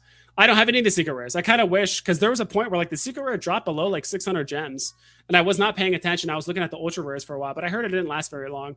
So I'll be honest, I'll probably sell off like a good portion of my what's it called, Ghost Rider comics, like over the next few weeks or whatever it's going to be. I might even wait until they announce comics into vaults, and then people just like sheep just start buying comics. So I might sell then, but I think I'm still going to keep some Ghost Riders. Like I'll probably keep like 1 or 2 ultra rares and like 1 or 2 of all the rest just to hold on to. What collectibles would be best to stack at the minute? Do you think Black Panther uncommon would be a good one? I think you might have an easier time, and I noticed this with like snow globes, um, storms, Deadpool, that kind of stuff. I think the commons are going to be easier to sell. Like gem for gem, the uncommon's probably going to be the best to sell, but it might take you a bit longer. But the commons might be a little bit easier to sell, if that makes sense. Stacking wise, I don't know if I would like get into stacking right now. Like it's kind of weird because I'm telling people to like hold off for now, not do a lot of buying. And I kind of suggest the same, unless that thing is new, like Ghost Rider, and you stack that. Like I have a stack of commons and other stuff because it was new and people undervalued it. But right now, I do think things could like squeeze even more in the meantime. But I think Black Panther is fine. More people buying these VV comics, less people bidding up actual comics. Yeah. Well, Common DeLorean 106 gems might scoop another one. Yeah, it already dropped. I bought 3 when it hit 100 during the AMA, when it was at 100 during the AMA. And then it pumped up to like 160, 170. And I just sold 1 at 160 and 2 at 150. And I just like never looked back. I was like, I'll just take my 150 gem profit and just leave. Vibes, you going to Dino's meetup in Concord? What? No, I don't live in California. I live in like Phoenix. So I told him, I said, next time I'm in town or like next time I visit family in like Northern California, like I'd probably hit him up as well as like Rob stuff because they all live in like the San Francisco Bay Area. But yeah, I guess what I meant is more money pouring into VV, less money being used to bid up a Hulk 181 for X. Okay, I get what you mean. And like there's a lot of gems on the app right now because I think a good portion of them are looking to cash out, right? People are like, what are all these people doing with all these gems? I'm like, MTL is like going to be here any day. It's technically already here, and it's already being slow released to random people. But I'm not sure what, like, I think a question I would love to ask, like, Vivi is like, hey, like, since we're getting a slow release of MTL, are you guys going to like give us another article or let us know when it's like fully released to people? Or are you just going to like slowly release it to people, not tell them when they have it? Or I guess apparently you are going to get an email. But it's just going to be like a silent fart, right? Silent but deadly. Like it's just like you're just not going to know it happens until it happens. And you're just like, oh, cool, I can cash out, like whatever. So I don't know. Always enjoy your channel, listening to you while working over here. I appreciate that, Alex. And not everyone's going to agree with me, right? And that's completely fine. I think it was a crypto superhero. I'm like, that's fine. I don't know if he was talking to me or someone else. It doesn't matter either way. But like, it's just my opinion, right? Like NFTs is probably going to be one of the most speculative. It's already super speculative right now, right? So there are some things that are absolute truths in a way where it's like, yeah, the top 5 comics are going to do very, very well. Walt is going to do very, very well. Secret Wars Spider-Man's good. Like there's some things like that, but not everyone can afford those, right? I think it's a bit too easy to say like people come out of the app like, oh, what should I buy? I don't want to just be like, oh, we'll buy Todd and buy this and buy that. It's like, well, like, what's your budget? What are you trying to buy? Do you like this IP? Are you trying to, do this or that? Like, I like to get more of the, just more information before I tell them what to do. Because it's mostly revolves around budget, right? That's the most important thing. And like, what's the best thing you can get? Which is why I asked Sleeping in Comics. I would love for him to do a video of like, let's say you wanted to buy one comic. Like, what's the best comic to buy at 100 gems, 200 gems, 500 gems? 800 gems. Like, what's the best comic in your opinion? Maybe have like a safe bet comic that you're like, look, if you buy this, you're going to be fine. Like if you buy Ultimate Fallout, you're going to be fine. But here's a more speculative comic for around 100 that could do really well, depending on if things, fit right or something's happened in like the MCU or whatever. Spaced Ben. I got 100 physical comics, and in the last week. One? Nice. So wait, physical comics? Did you become a collector because of Veve, Spaced Ben? Is that what you're saying? You become a physical collector because of Veve? Because I think that's one thing Veve's definitely doing is it's definitely, it's definitely making people become collectors. Like I honestly would have never thought about collecting physicals or whatever, but ever since like on eBay, I saw, I'm like, like there's Todd McFarlane's on here and stuff. Like, it's pretty cool. Got Alpha Flight 1 in the mail today. Veve got me into physical comics. Hell yeah, dude. So you're Canadian. Is that what you're saying? Clearly, you're Canadian. Which there's nothing wrong with, our brothers up north. That's awesome though, dude. I would love to get a physical comic. I might get a Todd. I don't even own a Todd, like a digital, like NFT Todd, but I might get a physical one day, or maybe I'll just get like just a really crappily rated comic. At least I'm like, oh, I got a rated comic. It's a 5 point something, but it's something. Like I just wanted to buy it. So vibes with the vault value. I was just memeing on it. Like this isn't accurate at all. I literally just put in like 10 waltz or something like that on there. Is it 10 waltz? Probably, yeah, probably something like that. I don't know. I just memeing. This is not accurate at all. It was never accurate, but I was always curious if people looked at it. And each time I refresh, it shows it. So I don't know. It's not that high though. Trust me. If I could go back in time, knowing what I know now, and if I could go back in time, knowing what I know now, yeah, I would have significantly more money than what's on there. Like, of course, everyone in hindsight, 2020. Like, I think what I would have done is, like, I just would have just sold all my NFTs at the peak, and then, like, of course, rebuy them at the bottom. Like, basically, sell You Are Steamboat Willie when he hit 10K, sell Todd when he hit like 14. You know, sell all these like things when they like hit their top, and then they just rebuy later. Like, you know. Rob has his on there. I wouldn't be able to show that. Yeah. Is the ecomi wiki accurate at the moment? Maybe, maybe not. I'm not entirely certain. Too anxious of being hacked. Well, that email is not even. This email is not used. It's just literally a random email. Like Jim is not my name, and like Orth is like none of this is. I literally because I've done TF2, Team Fortress 2 virtual digital hat trading before, and there's accounts like this that showed you graphs that made you log in, and people used to use like their actual Veve login info and email and password and all that stuff, and it's like, you know, it's like, yeah, I trust Omi the Clown, but it's like if anyone ever hacks the website or gets access to any of that stuff, like they can log into your account on their phone through Veve, take all your stuff, like they could do that, especially if they have access to your email and stuff. So like, I made a completely unrelated email. Like you guys can email this or try to troll me all you want. Like I literally never check this email. So it's like, I don't care, but it's a completely unrelated email and not even connected or even remotely close to any of my login information that I use for Veve. So if you believe, I just made like a new, it's almost like you can make a new, that's what I do with my other phone. Like I just made like a new email and use that to like log in or whatever. If you believe we will have another gem squeeze, did you sell everything? Should you not do that if you truly believe that? No, like, I think we'll have another gem squeeze, but like, honestly, I'm in so far in the negative with like so many NFTs. The only ones I could honestly sell on the app are like a handful of like, most of my comics I could sell for a profit right now, including the Ghost Rider. You Are Steamboat Willie, and like maybe one other collectible that I would probably have to dig up that would like give me profit. So technically, yeah, could I just dump my whole vault if I think there's going to be another gem squeeze? But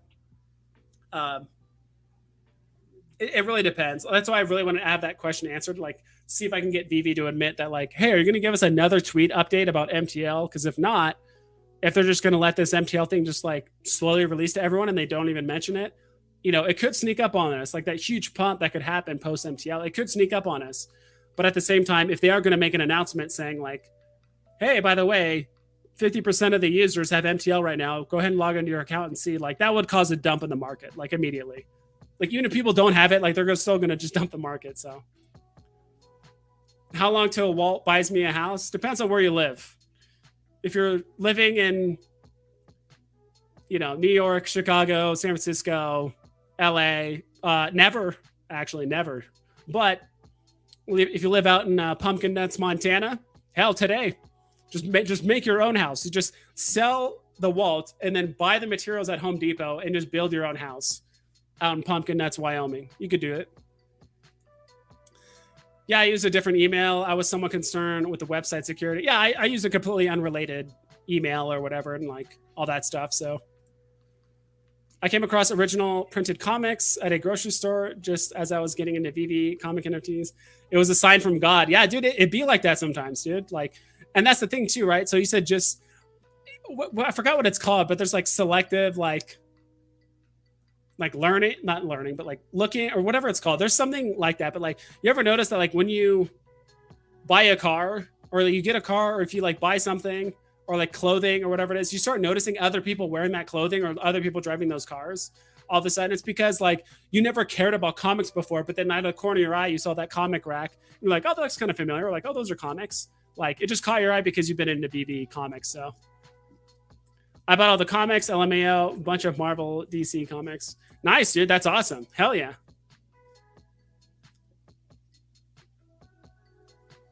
I came across original printed comics at a BB. Yeah, I would. The only thing I would say is, of course, you can do whatever you want with your money, but I'm a firm believer in supporting your, forgot what the term is, like, friendly local game store, like your bookstore or something like that. So, if you can, like, if you're gonna keep buying comics, buying online is nice too. But if it's something that's gonna cost you like a couple extra bucks or something like that, buying from like your local game stores do make a big difference. That's something I learned not because I collect comics or anything like that, but like I used to play, and I would love to play Dungeons and Dragons again. I would go to the local game stores, and I would spend money there. I'd buy drinks and basically pay for the DM to be there and all that stuff. But like there was just cash flow going into that local gaming store, right? And so for them, it was a rough time during the pandemic because it's like they couldn't make any income, right? But most of those like stores I found make a ton of money off like Pokemon, mostly Magic the Gathering, and like Magic the Gathering tournaments and stuff. They make some money on like physical collectibles and like stuff like that. But like if I wanted to, I first off I prefer playing D&D in person, but I just noticed that like there's a lot of good people there, and I think if you're able to buy comics from there, buy comics from like a local game store, like a local business. I'm not sure, you said a grocery store, I thought you meant like, I just assumed like a Walmart or maybe like a name brand store or something like that, but regardless, yeah. New England, okay, good vibes. Yep. Favorite Marvel / movie series? Go. In comes Joe Fixie series. Joe Fix. Jesus. Fixies? I don't know how to pronounce that. Faux 56. Okay, in comes Faux 56 series movie. Yeah. Favorite Marvel movie / series? Favorite Marvel movie? I don't know. I really like Iron Man. I've always liked Iron Man in general. Like, I've always liked his personality, the way he's like approached situations. He's always like very rational, but also emotional at times. And never been like a huge fan of like the Batman like movies and stuff. Like I never resonated too much with like Batman. My personal opinion, I think Iron Man is more badass than Batman. And my personal opinion. Yeah, obviously I'm not talking to NFT, I'm just talking to characters, but like, dude, like Iron Man has a suit designed to kill. Batman has a utility belt designed to like handicap people, throw a batarang or whatever. Like, don't get me wrong. If they're in a fist fight and like Iron Man didn't have a suit, I've heard a lot of fights or like talks about like who would win Iron Man versus Batman.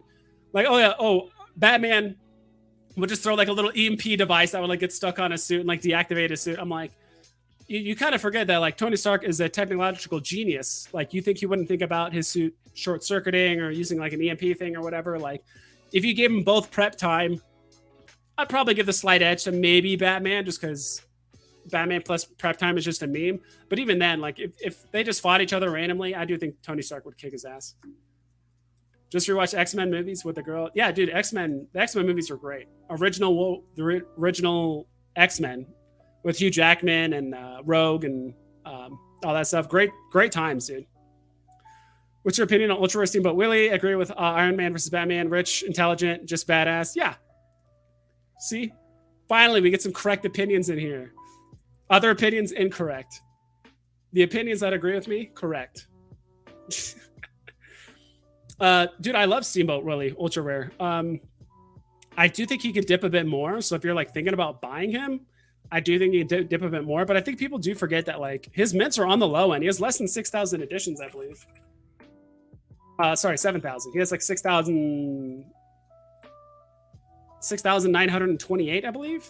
Because that's like the year 1928 was like the year this was announced. So I do think he can go cheaper.